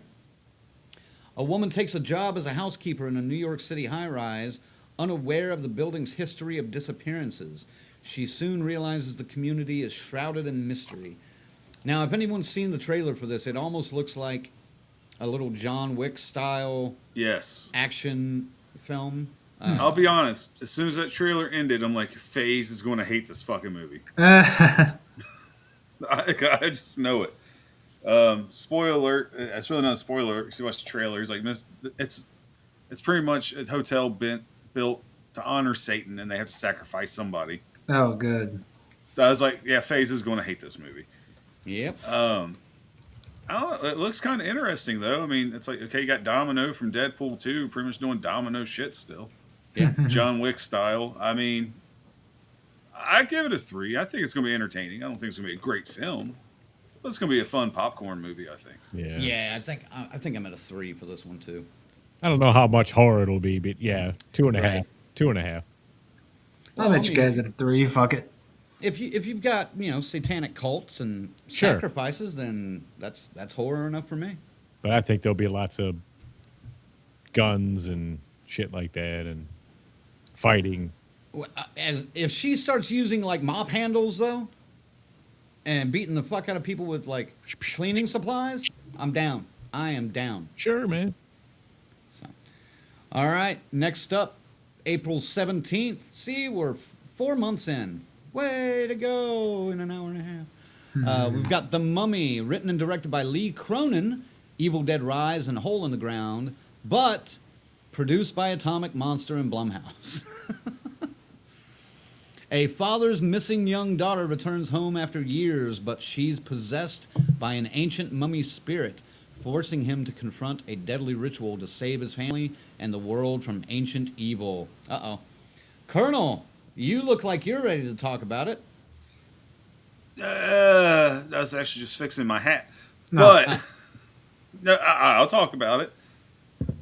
I don't want to give away my anticipated films from the year, but I don't think anybody's going to be surprised what they are by the end, because I have a love for the classic Universal monsters.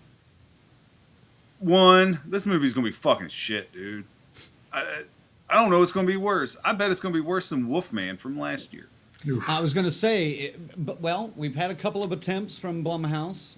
Is it going to be Wolfman, or is it going to be The Invisible Man? Invisible Man, yeah. I don't think they'll ever hit Invisible Man, ever. They just that one they knocked out of the fucking park. they're going to strike out on this one as well. Telling you. Fucking telling you. There hasn't been a good The Mummy movie since Brendan Fraser in 97. Even the sequels to that were sucked. And I don't know if you guys watched that one recently. It has not aged well. It's not as good as I used to think it was. Which one? The Mummy with Brendan Fraser from what, 97? 98? Oh. Well, Tarek just said he was screaming in Brendan Fraser. I think Colonel's mostly right about this. I had it starred, but I mean, you listen to that plot point, and then you read that the studio went, "Oh, we're gonna strip out any reference, Easter egg to the Universal Mummy, all of it scrubbed out because this is strong enough to stand on its own, and it really doesn't have anything to do with Imhotep and all that shit." So.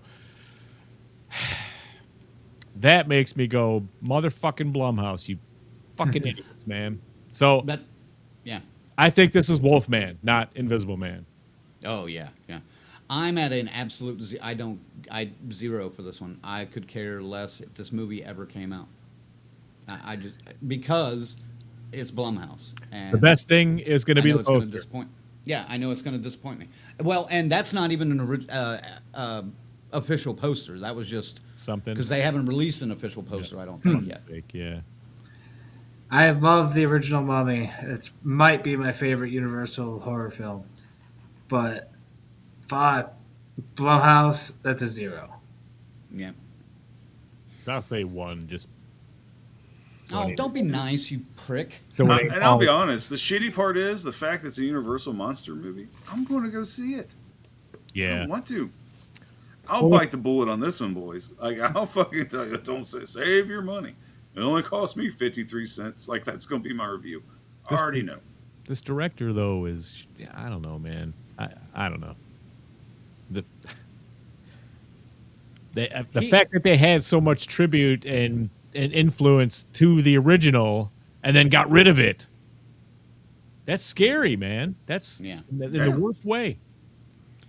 Well, Rick over at the Whole Damn Enchilada Pod says, I think it will be meh. Not as good as Invisible Man, but not as bad as Wolfman. So, Fuck. That's a tall order, my friend. yeah, we'll see. All right, moving on. Hey, Colonel, we're in May now. Yay. Deep Water, directed by Rennie Harlan, written by Pete Bridges and John Kim, and starring Aaron Eckhart and Ben Kingsley. Tells the tale of an eclectic group of international passengers whose plane, en route from Los Angeles to Shanghai, is forced to make an emergency landing in shark-infested waters. Where have I seen that idea before? The terrified group is forced to work together and overcome their differences if they hope to escape their sinking plane and the frenzy of sharks drawn to the wreckage. Is there a anticipation level lower than 0? Because I've seen this 47 movie meters down. Yeah, I've seen this movie 47 different meters times. Okay, but for this one, we'll allow you to go up to a -3. Okay, then -3.5. These movies don't even touch my fear of the ocean. Like, they're just never good. Even the shittiest shark movies give me a little anxiety. I'll give it a 1. Yep, Tarek. 0. Tarek says, ooh, nice tagline. Be afraid. Be very afraid. That's original. Yeah, I'm afraid that's going to suck balls. Be afraid, be very afraid. What, they took the Flies fucking tagline from 1986? Yeah, it's on the poster right there. Wow. Is that a I real know, poster or is that some asshole? That might be official. I tried to get an official poster if I could. That one, I don't. I'll be honest, I don't know. I'm not going to see that garbage. Fuck that movie. All right, fuck that movie. We're moving on. Next, from our buddy Damien McCarthy, who wrote and direct this one, starring Adam Scott, when a reclusive novelist. Oh, and it's called Hokum, coming out on May 1st. When reclusive novelist Owen Bauman retreats to a remote Irish inn to scatter his parents' ashes, the staff's tales of an ancient witch haunting the honeymoon suite take hold of his mind. Soon, disturbing visions and a shocking disappearance draw him into a nightmarish confrontation with the darkest corners of his past.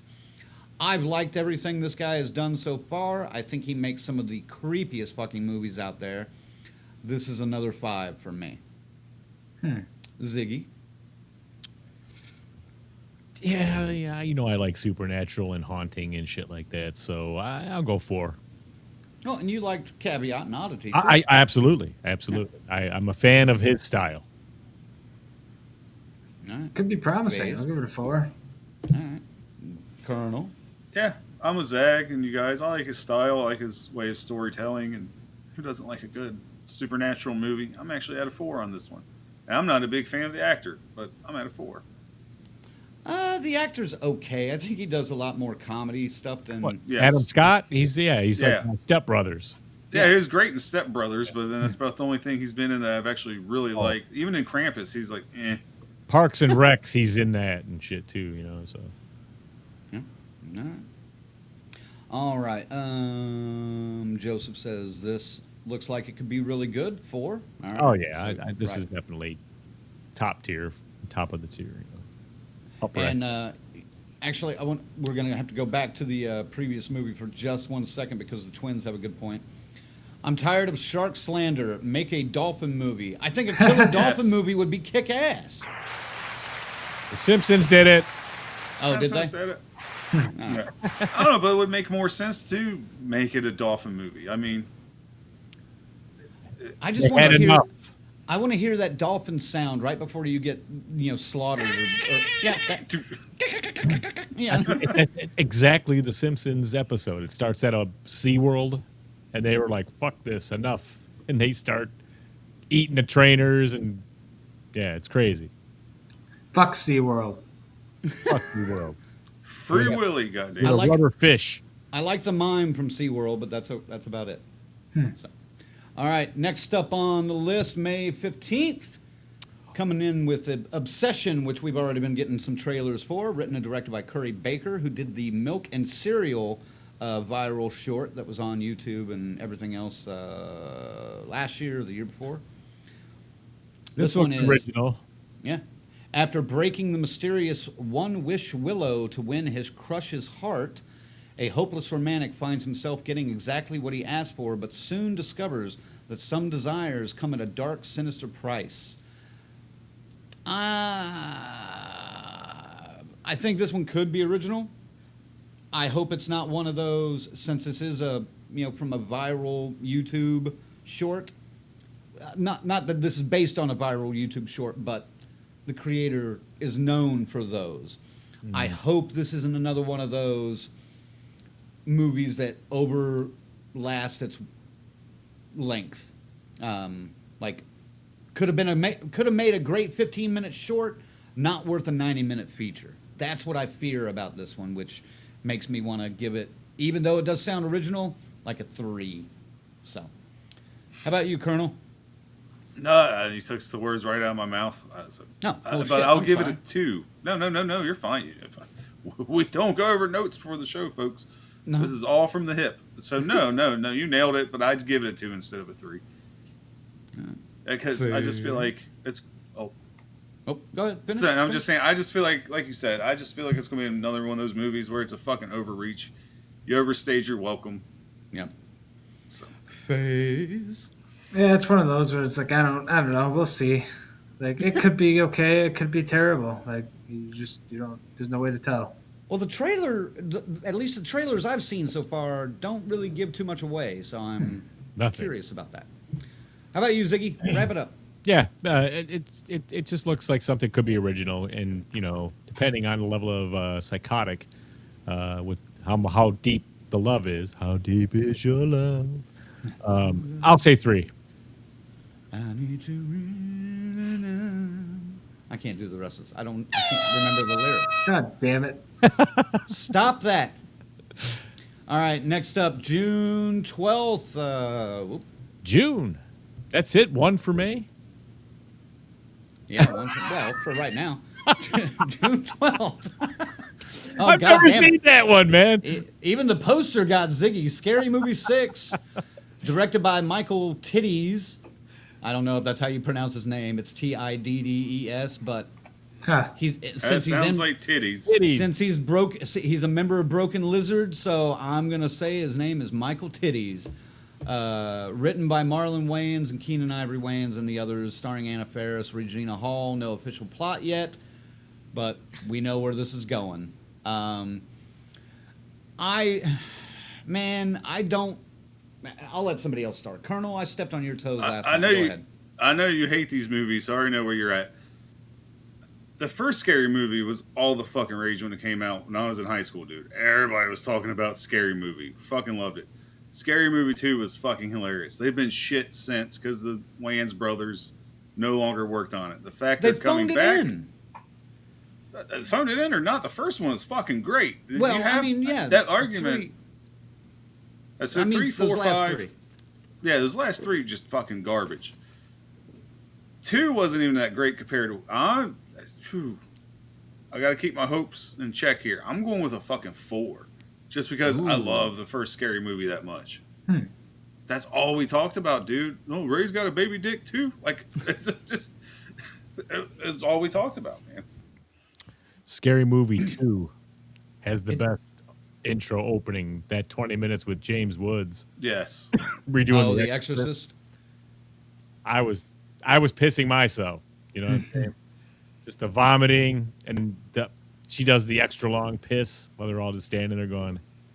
It's amazing, you know. But when they start vomiting on each other, and then they're laughing as it's happening while they're shooting it, it's left it in. It's magical. Well, didn't Richard Pryor do an Exorcist 2 skit on Saturday Night Live like back in like 76? Your mother sews socks in hell. Yeah. And he's like, "What'd you say? What'd you say about my mama?" Yep. But Phase. I don't know, man. I was never really a huge fan of these, and the first 2 are fun, but it's like, goddamn, how many can you fucking do? Maybe it'll come back and be good, but we'll see. 2. Now, Crank and I spoke with Dave Sheridan, and we asked him about this, you know, and he said, dude, the script's, he said, the gang's back. The original band is back together. He's like, Yeah. I wouldn't have done this shit, which bullshit. He would have done it. He would have done it. He needed a paycheck. Yeah, but he was happy that the script was decent. So we'll see. I'll say 2. Man, the first one's okay. The second one was The rest, I don't even know if I ever saw the rest. I like a good parody, but I don't know if I can deal with an hour and a half or more of a parody movie in my old age, I guess. But it does interest me that the Wayans family is back in it and in control of it. So the highest I can go on this is 2, maybe 2.5. I'm sure they're going to parody some of the more modern movies. Oh, well, I mean, obviously they're doing, Talk to Me. You know, I fully expect some kind of Hereditary or Midsommar. Yeah, Midsommar, yeah. I even heard I expect an Paranormal Art the Activity. Clown. Paranormal Activity was mentioned. Yeah, back I when they were expect first an Art the shooting it. Clown parody. Terrifier for sure. Yeah. We'll see. But I just don't know, man. I can't get into that style of comedy that much anymore. And I used to as a kid, but Well, I can give you a tip on how you would get stoned to the Get bejesus stoned. and then go see it. You'll love it. yeah, but then I won't be able to feel my legs and I'll be stuck to the seat And you'll eat a whole box of popcorn. and I'll have to be carried out, I'll Nice. still be laughing when the lights come on. All right. Yeah, we'll see. That's June 12th, gang. Moving on to July 3rd, Shiver. Written and directed by Tommy Wirkola, who did Dead Snow and Violent Night. Starring Jimon Hansu. Amidst a catastrophic hurricane, a coastal town battles nature's wrath and an onslaught of sharks. More sharks, god damn it. Braving torrential rain and the people banging on the wall, debris, and darkness, they unite to survive the deadly predators and make it through the storm. Does this sound like Crawl, but with sharks? Pretty much. I want to see a platypus fucking during You a want to treacherous see a storm. platypus fucking? Getting fucking attacking with You that wanna see- bill. You want to see a platypus getting fucked? What? Yeah. You Yeah. sick motherfucker, man. No, and you hate SeaWorld? No, that was FaZe. My bad. This movie is, you know what? One shark movie per year, and I'm sorry, we've already got that one logged. No. We'll see you next year, okay? No, why are we even allowing one shark movie a year? Stop yeah. making fucking shark Yeah, movies. we're That's done. enough. We're done. The shark movie has fucking been made. Years ago. Move on. And Yeah. then it was Yeah.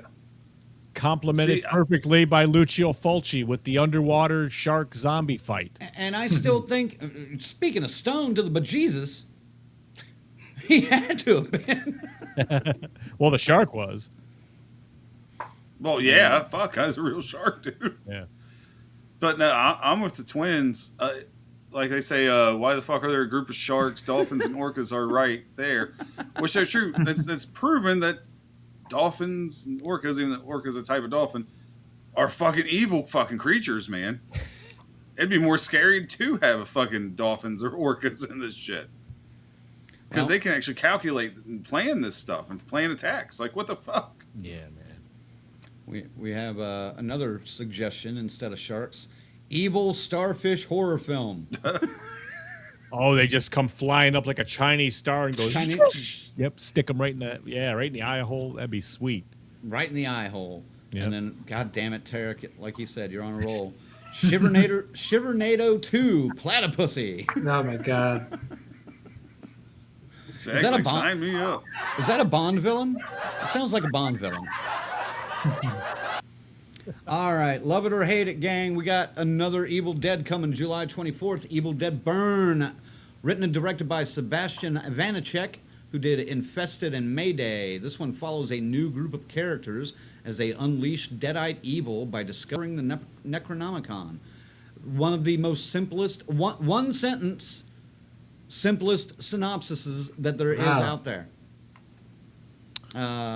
You guys are the Deadite fans, so. Well, Ziggy? I know.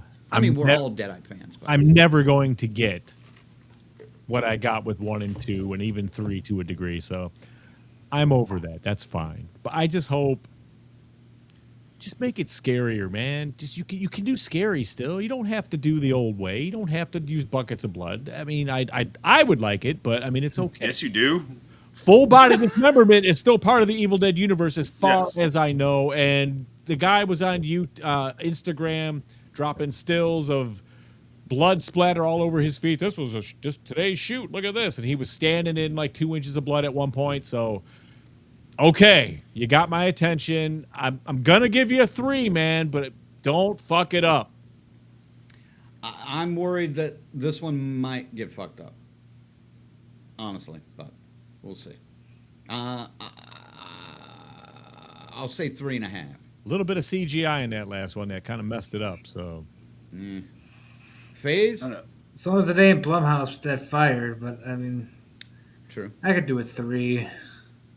Like, if it's good, great. But I don't even remember the last one that they did kind of recently. Like, clearly it wasn't memorable. I mean, they I don't showed know. way too much of it before Evil it Dead ever got Rise. released. Yeah, Yeah, right. Evil Dead Rise was the last one that was in the tall apartment building. Like showing mom come out of that bathtub and scream when she did in the trailer, that's just as egregious mistake as the Pet Cemetery. Yeah. And perched on the What the ceiling. fuck, man? Why are you giving away your best gag, you know? Yeah. But at least she's hot. Yes. It's one of Ziggy's If there's a targets. celebrity list, I mean, that woman is beautiful. I mean, she is just, She is. she's a model, though, isn't she? And Anyway, she's yeah. tall. Yeah. She is tall. Eileen says, Evil Dead are always good, so there you go. And Okay. we'll see. We'll see. I hope. I hope.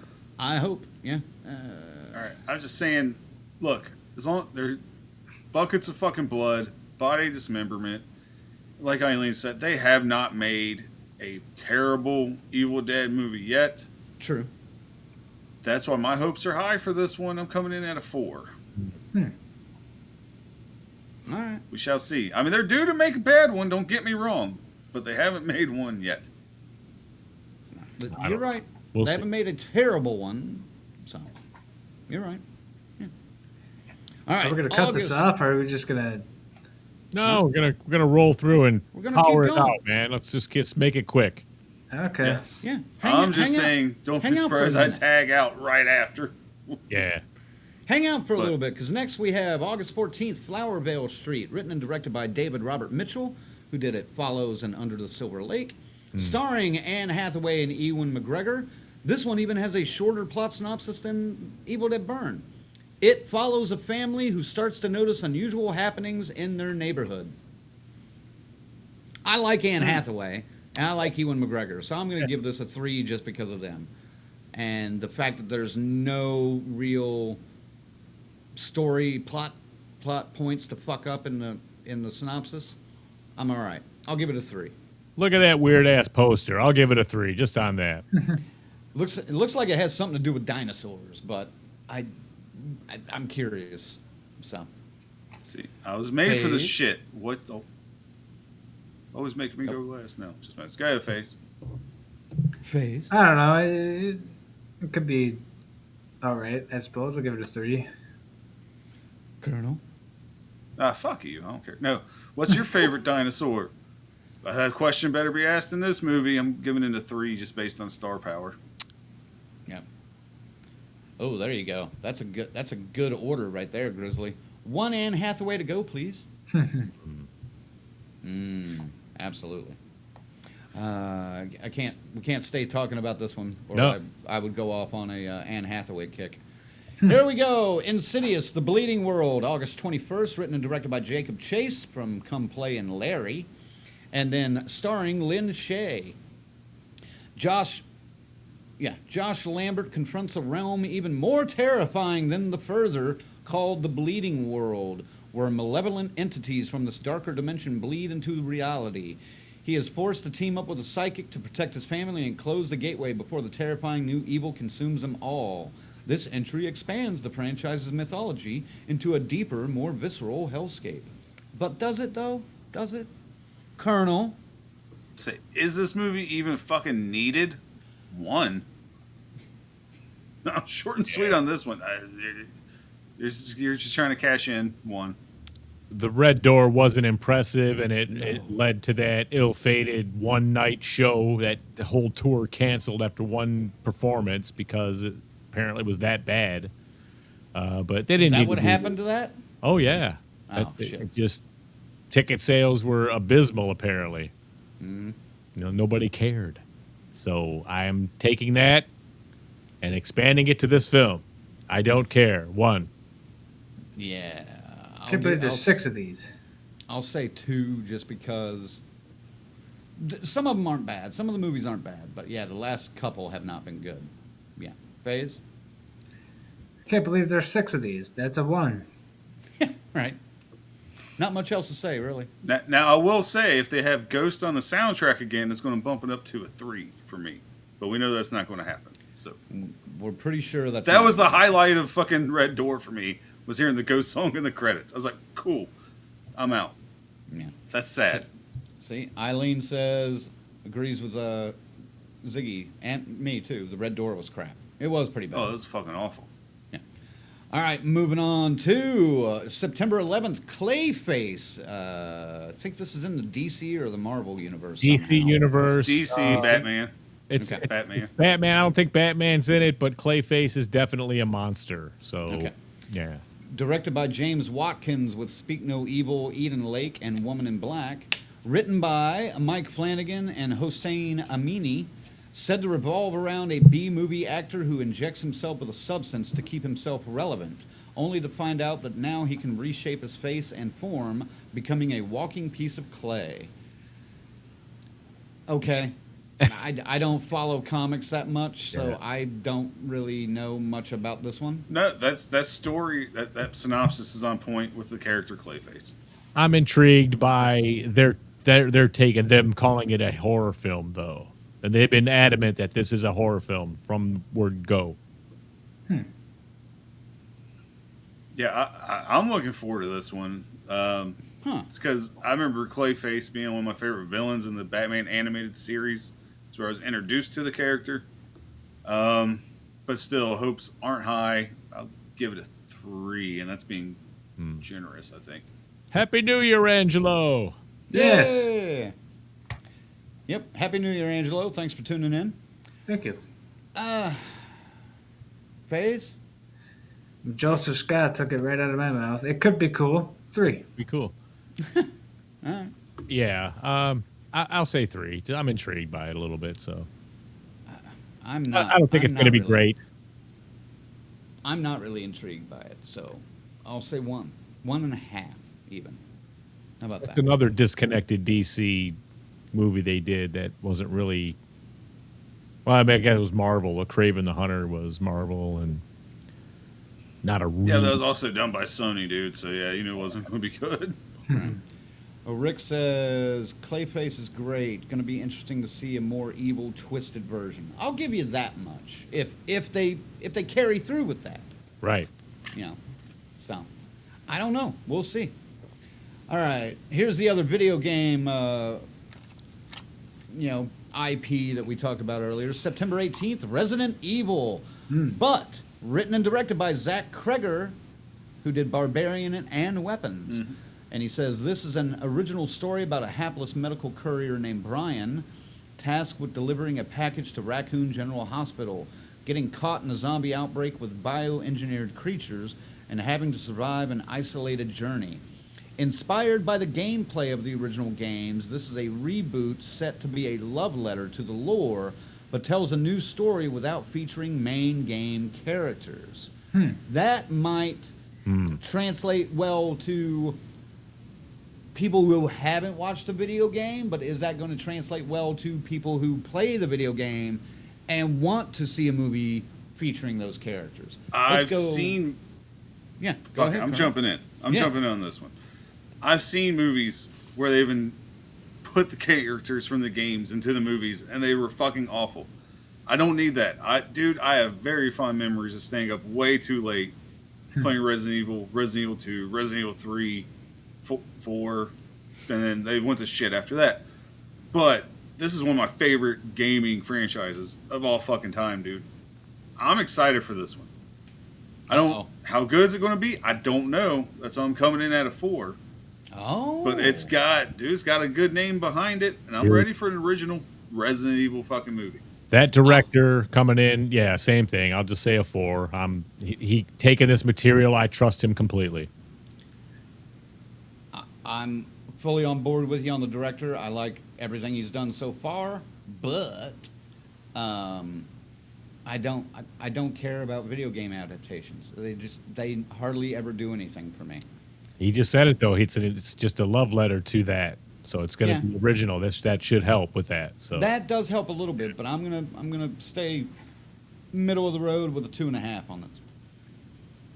Probably should have titled it a little differently, but I love the Resident Evil games. Not all of them, of course, but I love most of them. And yeah, I'm into it. I'll give this a high 4, if not a 5 even. Ooh, all right. I just want to see how they do opening doors. I swear, please do that fucking load screen very cinematically, where it's just a close up on the door. or up the steps. Like just once, just one Just fucking once. time, dude. They got to go up the steps once too. Maybe that'll be the Dude. credits. And the clanky fucking controls will be like, Oh man, Tank controls, baby. fucking Alright. love it. All right. All right. So, we're split on that one, it sounds like. So, all right. Next up, October 9th, again from our buddy Rob Savage, who directed Host, Dashcam, and The Boogeyman. This one's called Other Mommy, but this one's written by Nathan Elston, who did Succession, and Josh Mallerman, who did Bird Box. But also starring Jessica Chastain. Huh. All right, this one revolves around 8-year-old Bella, who lives in a home strained by her parents' troubled marriage, only to see her life further upended by a sinister entity she calls Other Mommy. When this malevolent presence emerges from her closet, persistently asking, "Can I go inside your heart?" Bella refuses, but soon, Other Mommy's manifestations become increasingly aggressive, threatening the safety of Bella's family. I'm going to let somebody else start. Ziggy? Yeah, dude. I'm been very out front and outspoken. I dig this director, and the stuff he does is weird and out there. So I'm in. Boogeyman was the last one we saw him do, right? Yes, I believe Yes. so. Yep, I'm in. And we had him on the show shortly after that came out. So Right? That was a good get at the time. that was a good get. Phase. I feel like I've seen a trailer of this, so it's probably going to be getting pushed all year. Just predicting it now, but I mean, I don't know. It's some decent movies under Rob Savage. It's I can't say for sure, but I'll give it a 3. Why not? Did you see that? I'm reading it right now. I was like, what the fuck? That's a great comment right there. Polar Nights. As a barber, I love this show. Oh my god! It is every stage of beard growth. Yeah. Damn, that's awesome. I That's guess funny. am I You must be the lowest there. I must be stage A, and then B, I'd be 2, right? Because I've only had mine for a month, so. C, D. Yeah. Polar Nights. Thank you very much. That cracked me up. It has nothing to do with our topic or anything, but Yep. It's awesome. Levity is important. Thank you. oh man, I just started laughing, and then I see Ziggy looking at me like, "Did you see that? Hey, did you see that? Did you see that? Did you see that? Did you see that?" All right, back to Other Mommies. Sorry, guys.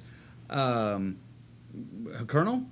Yeah, Rob Savage. I'm like Zach. I like his work. Wasn't huge on the Boogeyman like he was, but I still want to see what he does with this. But I'll give it a 3. It kind of worries me that he didn't write it. Well, and did he write the Boogeyman? I don't He think he adapted did. it from Stephen King's short story. Well, I understand. I know it was a Stephen King short story, but did he write the adaptation? Is what That I'm I don't asking. remember. I think he did. I'll double check that. Look that up for me. I know he wrote Host, and I know he wrote, at least co-wrote those two, Host and Dashcam. But I don't think he wrote the Boogeyman. I could be wrong. So Let's see. Directed by Scott Beck, Brian Woods, and Mark Heyman. Story by Beck and Woods. So Yep. no, he did not write it. yep, that's what I was thinking. I thought it was Beckham Woods.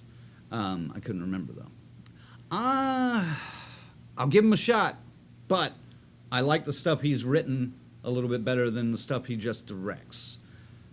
But I'm interested in the connection between the writer of Succession and the writer of Bird Box coming together to make what sounds like a pretty serious family horror film. So this one might be a 5 for me. Is that 4?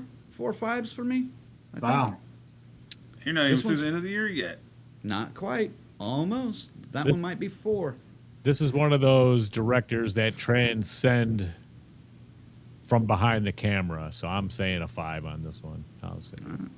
All right. What were the numbers, Phase? 3? No. You were a 4. Mine was a right? 3. Oh, yours I was a two. 3 as well. Okay. All right. So, fairly. Let's see. Man. Joseph says, Other Mommy sounds really original, so I am 100% in. 5. There we go. There we go. Yep. All right. Next up, October 23rd, written and directed by M. Night Shyamalan. It's crap. oh, sorry. I got stuck in the Matrix there for a minute. It's Remain, starring Jake Gyllenhaal. Oh boy, this is a big, Yeah, that's big, what the fuck. big plot. When New York architect Tate Donovan arrives in Cape Cod to design his best friend's summer home, he is hoping to make a fresh start. recently discharged from an upscale psychiatric facility where he was treated for acute depression, he is still wrestling with the pain of losing his beloved sister. Well, that's because his sister is directing and wrote The Bride, so she's busy with a movie in March. Thank you very much.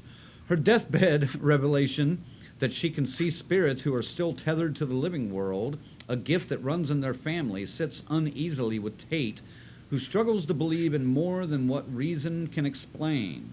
But when he takes up residence at a historic bed and breakfast on the Cape, he encounters a beautiful young woman named Wren who will challenge every assumption he has about his logical and controlled world. Okay, so I think the plot just gave away the twist. Am I wrong, Ziggy? I don't even care. There was so much setup there. Fuck M. Night Shyamalan. He hasn't done anything. He can't finish a fucking movie properly with a good closure ever. Not once. Maybe Sixth Sense. That's it. Yeah. So, no. I don't. I couldn't care. I zoned out halfway through that reading of that ridiculously long fucking synopsis. So I mean, it sounds terrible. It sounds, and it probably gave it away because these people are fucking stupid, and AI doesn't know any better if that's what's writing those. I don't. Well, I don't know yeah. if this was AI. We don't know. This was It's IMDb or whatever. So. Shyamalan awfully has long not for that knock at the door in the woods or whatever that was. That was Knock at the decent. cabin. That was the last thing that was even worth a crap. So I'm not looking forward to this. I hope we don't review it. Yes, 0.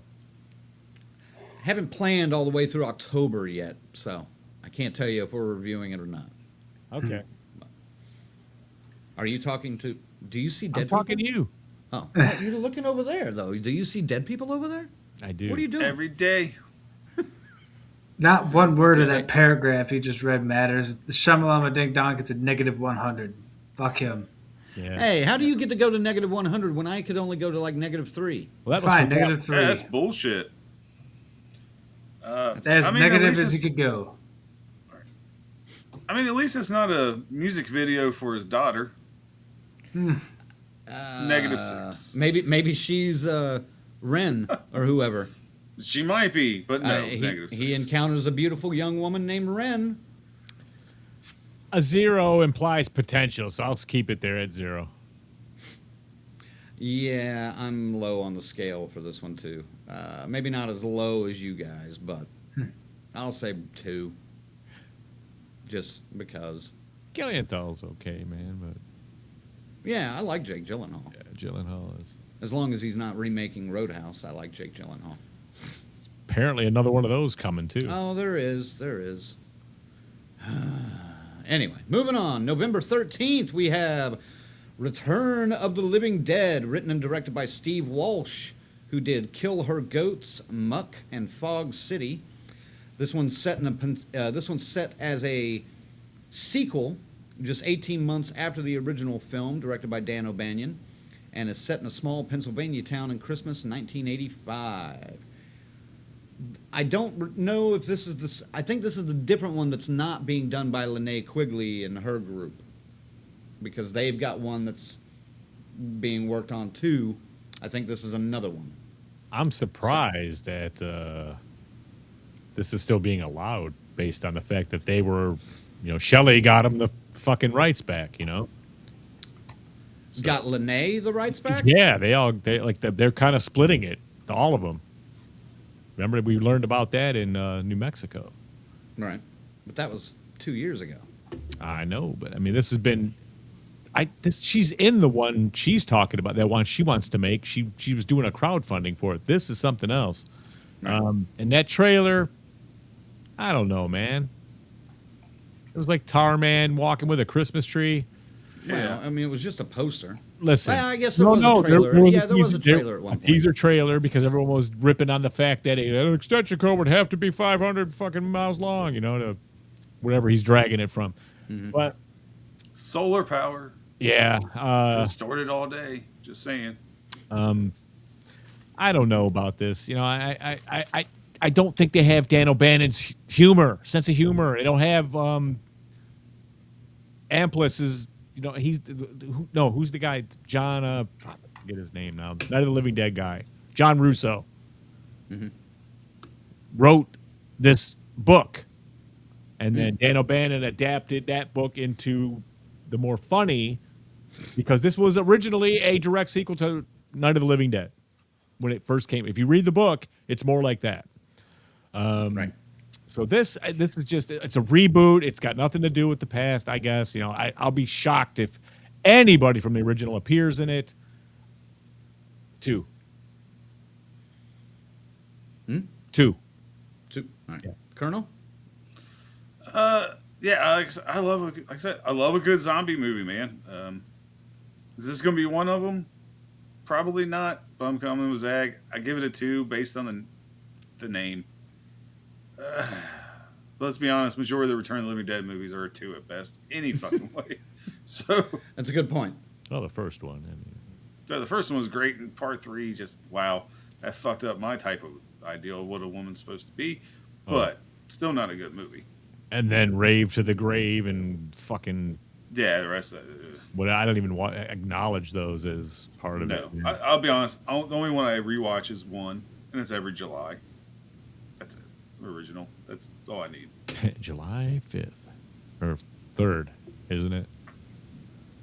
Yeah, July 3rd. Or is it 2nd?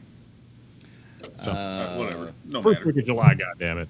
Rick wants to know, do you really want to see Linnea as trash again at this point? Was she- Yes. Would she be trash though? Well, in her movie, then because it's Trash's Revenge. Oh, is her right. movie. She'd be the Well, dead trash, right? I mean, she And- looked more like a zombie. The answer is yes. I'd be fine with that. Jesus Christ, Colonel. What are you doing, man? Don't know. I had to get one. I haven't had any good jokes tonight. I had to get one out. Don't be rude to Linnea. I still like. I mean, I'm not even saying I would say no. I wouldn't want to see it, but I'm at a 2 for this one. I got nothing else to say about it. really. Yeah. We'll see. We'll see. All right, moving on to December 25th. Why is it the last few years we've had like a pretty decent horror movie drop on Christmas Day? Werewolf, written and directed by Robert Eggers, starring Lily Rose Depp and Willem Dafoe, his go-to people now. Dude. A mysterious creature stalks the foggy countryside, transforming local folklore into terrifying reality as villagers face an ancient supernatural threat. You had me at Robert Eggers, and that's all I need. 5. This is Voyage of the Demeter. No, this is He directed it? Nosferatu. He directed Nosferatu. That's right. Right. Nosferatu, The Witch, And the Witch, Lighthouse. and the Lighthouse, and this is a 5, dude. This looks amazing. You know, this looks like the werewolf movie we were looking for last year. Oh yeah. So I'm in. Yeah. FaZe, wake up. What do you got? Eggers is a 5, always. Return of the Living Dead would be a 1. oh right, shit, buddy. we We skip phase. Sorry. At this point, we should be. It's okay. We're almost done, man. Calm We're in down. December. We're into December already. This is it. We got like one more. This is the last film of the year, 3 I more. believe. Oh, there's Well, 3 more. There's 3 more, but they're not scheduled yet. Oh, no dates yet. TBA, okay. basically. All right. Well, before we get to the TBA ones, fucking 5. That's all I gotta say. 5 exclamation point. Hell yeah. This one's universally waited for, I think. So, don't fuck it up, Robert Eggers. All right, here we go. It's coming out in October, written and directed by Damien Leone. No official plot yet, but said to be the final film in the Art the Clown saga, Terrifier 4. Go ahead. Art goes to hell, and I can't wait. I'm excited for it. I'm actually going to give it the 4 for the 4. Okay, great. FaZe? I don't know. We'll see how it goes. It's the last one, so I'll give it a 2 for that. I'm not a big fan of these, but you know, I Okay, like the first one. We've come this far, man. Yeah, we have to. Yeah, we've come this far and we still haven't been told hardly any fucking story. That's what pisses I've given me up off. on the whole story. Shit. Jesus Hopefully it fucking has Christ. good gore. Well, look it, dude. Now they've got to raise the bar from chainsawed assholes and nutsacks. Okay, so Man. that's what intrigues me. I want to see what could they possibly do to raise the bar. I'll tell you what. Yeah, See, that's where we differ right there. You're like, oh, they got to raise the bar from chopped up nut sacks, and I'm like, how about a fucking story? Like, cool, the gore's cool. You know, the gore takes like up 2 minutes of the 95-minute film. It's Where's the fucking rest of it? Tell me something. never been about story with this one. Never. And Never. that's why I don't care for it. So That's fine, because I'm telling you right now, the story, there's not going to be no story of this movie, but I don't give a shit. I'm a fucking gore whore. I'm a Zag. Give me all the blood, all the body parts flying all over the fucking place. I'm at a 4. Phase. I said 2. I mean, I think I did. I don't know. I'm not. I'm at it. I'll stay 2 as well, just because, man, I love these guys. I do. Love David. Love Damien. Love most of the cast that we've dealt with, you know, in our times. They're cool. Art the Clown is fairly original as a slasher. I'm not going to say icon. I'm just going to say as a slasher. But yeah, time to put him to rest and move on. Well, hey, dude, I mean, he needs to kind of reclaim the spot anyway because he kind of was more of a minion in 3. You know, he wasn't the main attraction, you know? The woman was. She was He the- wasn't the brains of the operation. like the we'll just say demon that. was there running shit, you know? Like firsthand. I mean, Yeah. technically, you could say that about Terrifier too, with the pale girl though, because she kind of nudged him along. Yeah, he was still driving the you know, the action though with the killing and stuff. So yeah, okay, I you know, this could be horrible. This could really tarnish the series or make it something. A good story would wrap it up. You know, like going to hell, finding out where Art's from and why he's there, and wrapping it saw- all up. Dude, I hate to say this, but the fan base for this franchise, it could be an hour. Oh, who am I kidding? Hour and a half, 2.5 hours of Art the Clown shitting on fucking construction paper, and they would say it's the greatest horror movie ever fucking made. Yeah, I wouldn't say that, but I agree. I'll acknowledge that he is a bright icon, a bright character in our world of iconic killers. I don't want to call him an icon yet because he's not there. We got to see what this one is. If this is Oh, but everyone else is calling him an icon. yeah, they weren't Like there. I said, They give weren't it there. 10 years. They weren't And there. Yeah. legend. Legend is good. Now we can't. No, it's Far not. from a legend. No, No, we it's can't- not. Legend's a good word because we can't call him that yet. He's not. Art the Clown is not a legendary legend yet. He's not. He's not. He's not. Gitsy says Crank is getting huffy. Yeah, I am. He does not like Art the Clown. No, I don't. I like Art the Clown. I like the cast and crew. I'm tired of this movie just stringing me along with like bullshit. Just tell the story. You remember I pissed off Damien and just saying, please, just answer the questions that you And he said and yes. you will they know. will. You will know all. By the time this is over, you will know all. It's what he told us. But he told us that before 3 came out. I think he That's knew true. there was another one in the pan behind it. Still pissing me off, and the I get you. the whole She-Ra bullshit. You know, by the power of Grayskull, let We'll Lauren see. Rivera like rock and roll. Ooh, cool. I'm just tired. I'm tired of the series. I'm getting tired of it. Find something different to write about, and let's go, Damien. I'm curious to see what else you got in the brain. Yeah, you got the dough now, brother. Now I do not think Art the Clown even is gone. I think Damien is done with Art the Clown, but I think it takes other people start directing them. George P. Wilbur directs I the don't- Terrifier. You know what I'm saying? I don't know. I don't know about that. We'll see.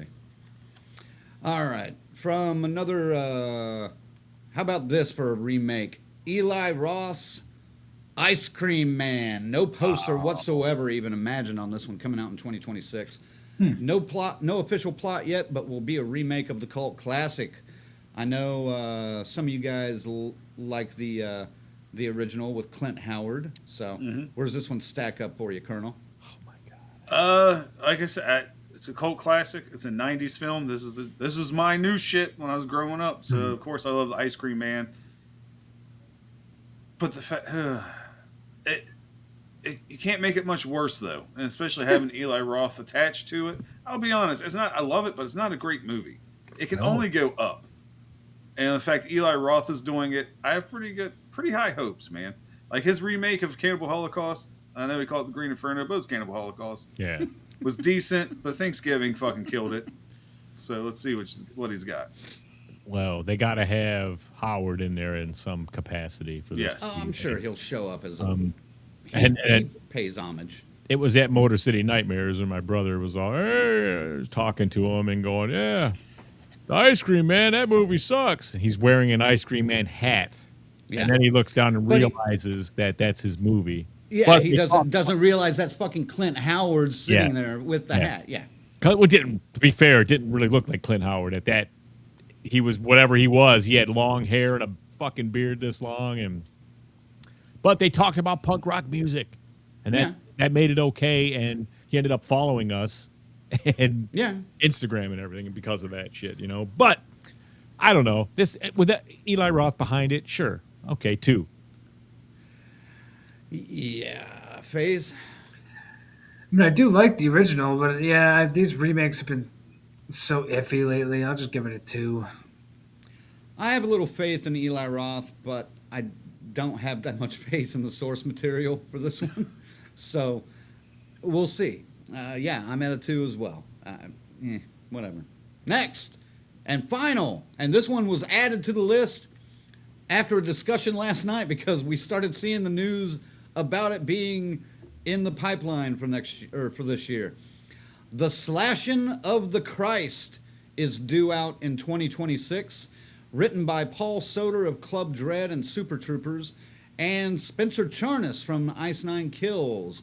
Again, no plot details yet because the script was just recently finished, and they are shopping for directors and studios. Now, Ice Nine Kills, pretty clever in 3 or 4 minute, video homages to horror. Are they going to have the chops to do a whole 90-minute feature, Colonel? Go. I've been seeing about this movie. I mean, they're very good at making pop horror metal, if that's what you want to call it. I can't stand the fucking band, dude. There's nothing special about them or their sound. They don't have an original idea. They just copy fucking horror icons and shit for their videos and songs. They're Weird Al and Guar squished together. Yeah, exactly. That's a good. Yeah, you know what? That's a really good way to describe them. But no, I can tell you right now, this movie's not going to fucking work. It's not. This is at a fucking fat 0. Really? Even that far down? Yeah, I just have no faith in them making a fucking full-length feature film. What are you going to rip off? Mm-hmm. It's not going to be original. Nothing about this movie is going to be original. Maybe another just the title. I just don't see it. They haven't had an original idea their entire fucking career. And if you like them, cool. I'm not knocking you, man. I like some shit you guys would hate too. But fuck, I can't stand these guys. Especially Spencer. I'm curious about it not necessarily in the movie, but I have a feeling because they chose that title and they're going with that name and that direction of a movie, that they're going for some kind of little controversy. Oh, I'm sure. To try to help push their movie. And I'll be honest, that's just kind of hokey to me. I'm not in for it. So I'm not a fan of the band, really. I mean, I like some of their songs, but... And we don't know anything about it. We don't know if the band's going to be in the movie, like Studio 666 with the Foo Fighters. So, and I wasn't even all that hip on that one. It had a good concept, but then it started falling apart. It was okay. Yeah. Just okay. I'll give it a chance just because, I do think he's got a vision for the gory and stuff like that. Now he's got a movie to tell. It's kind of a fucked up concept, but I'm curious. I'll give it a 1. I'm Faze. Go ahead. This is just plain silly. At 0. That's it. Now, Greg Nicotero is involved as a producer. I don't know what that is going to entail, if that helps make it a selling point. Hopefully he does makeup. Well, obviously not, because Creepshow, the series, didn't last very fucking long now, did it? Well, but I it mean, it lasted lasted, longer than I thought it would, it but lasted 5 seasons, surprisingly. that's only on because it took them so long to make episodes. Yeah. On Shudder, so on a very limited basis. So, I do like Tarek's comment here. The slashing of the Christ is only worth watching in the original Aramaic. Yeah, I'm Silly not. bastard. I don't. I'll give it a 1 just because I think whenever you start publicizing this movie, there's going to be some outrage, and I'm there for the faux outrage that all the Karens are going to be putting out. Oh yeah. Which is only going to make the movie more popular and more successful. Yeah. Again, it's the equivalent of a cheap pop, is what this fucking title is. Yeah. Won't you make them put a parental advisory sticker on it also before they sell the DVDs and the Blu-rays? So that worked out really well for you in the 90s. Sold even more, son. All right. What are your top 5 most anticipated films? Let's start with Faye, since he's in such a hurry to get the fuck out of here. God, I mean, what did I say? Fucking Werewolf, of course. Let's see. Other Mommy looks pretty good. Maybe Hokum might be pretty good. Definitely not The Mummy. The Bride, definitely. And then probably Dracula. I don't know. Okay. Colonel? Obviously, Psycho Killer. I kind of gave that away at the beginning. Evil Dead Burn, again. We'll like to see that, but obviously the top 3 of the fucking year. Dracula, in this order, 3, 2, 1. Dracula, The Bride, Werewolf. How are the Universal monsters? Fuck Blumhouse and The Mummy. That's out. Still ain't gonna make my list. How the fuck am I not gonna have Universal monsters at the top? Come on, man. This is our year for some new shit. It's the only thing I got to look forward to. All those 36 fucking movies. You just said because of the Universal monsters, but fuck you, Blumhouse. I love it. How about you, Ziggy? Top 5. Evil Dead, Psycho Killer,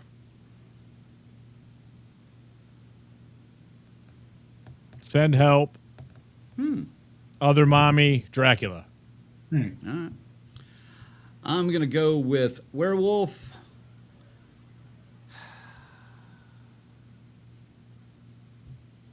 Hokum, 2. Not in any particular order, by the way. I'm going to go with Ready or Not 2. The Bride. And looks like Other Mommy is going to be my 5th. Fuck. I forgot I think. Werewolf. Oh, well. Yeah. Yep.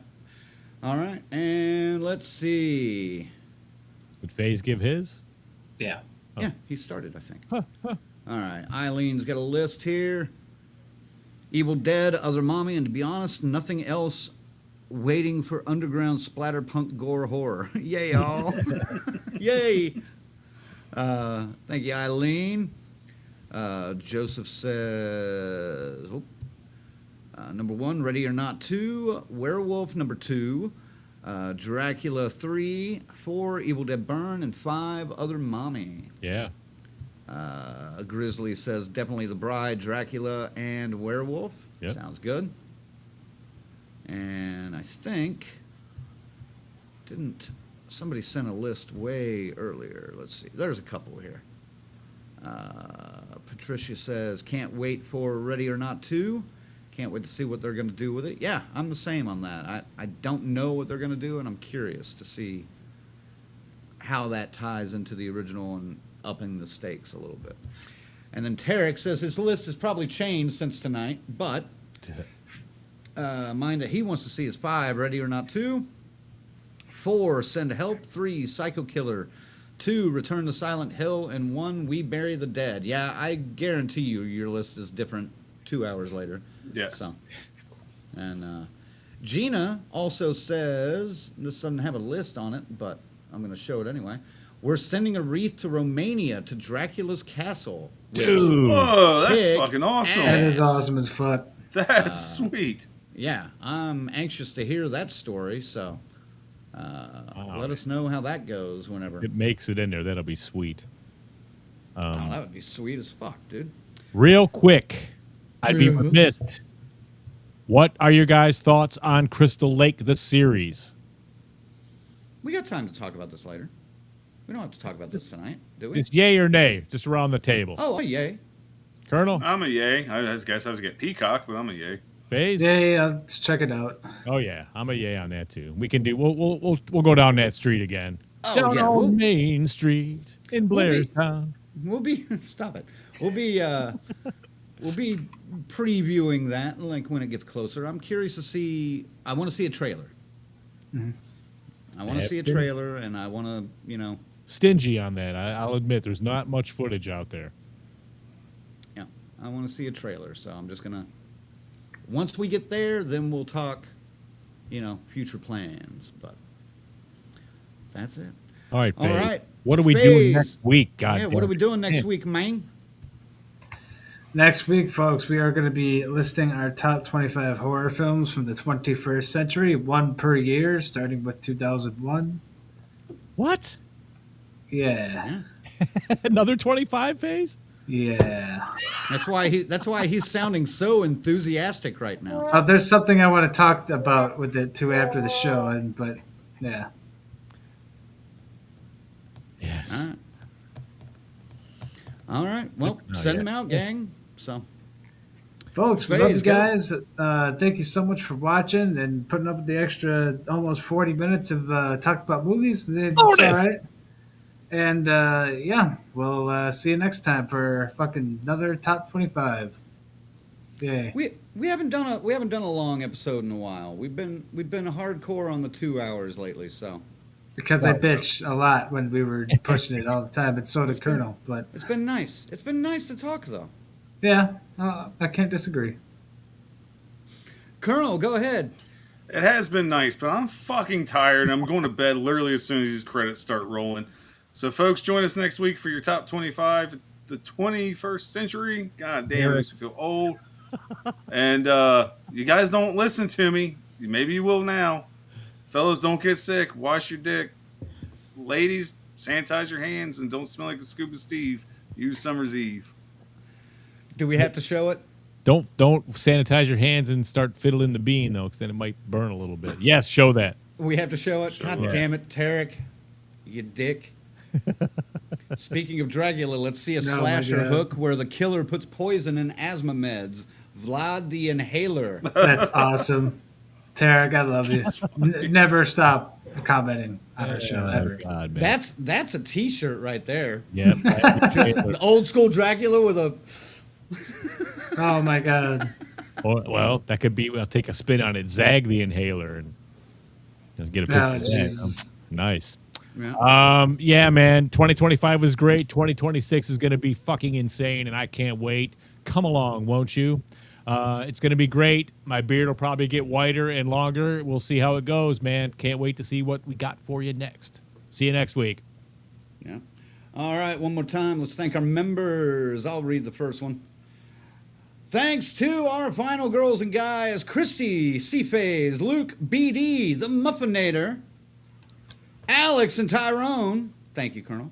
Our You're Crazy Ralphs, Bell's Fancy Creations, Dr. Smiley, Grizzly and Paula, Morgan Crypt Horror, Raymond, Alan, Twisted Twinning, and the whole damn enchilada. And our camp counselors, Adam, Christy, Lou, S. Michael, Jimmy and Rachel, Stacy Lynn, Orlando, Angie, Chuck Schick, Shit. Dave, Carl, Patricia, Kristen, and JJ. I was distracted. JJ. Where was the excitement for Chuck Schick, damn it? Whoa, it went know. into a rocket ship when we did that. You hear it? I heard it. All I heard it. Well, since we pissed off at least half the co-host for going so long tonight, we're going to say goodnight all. Thanks for watching. Don't get sick. Stop. Stop getting sick over the holidays. Stop it. Stop it. And we'll see you next week with the top 25. Work on your list. Top 25 movies of the 21st century so far. We'll see you next week. Woo! Well, no Blumhouse guarantee.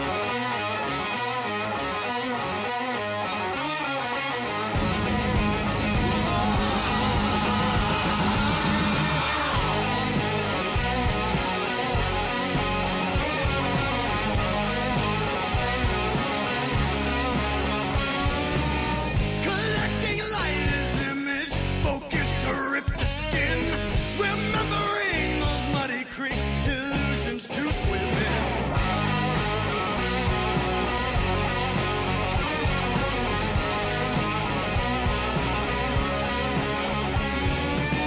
Found strength to cross an ocean, reflected the left light. Looking for a hidden truth, only to find a fight.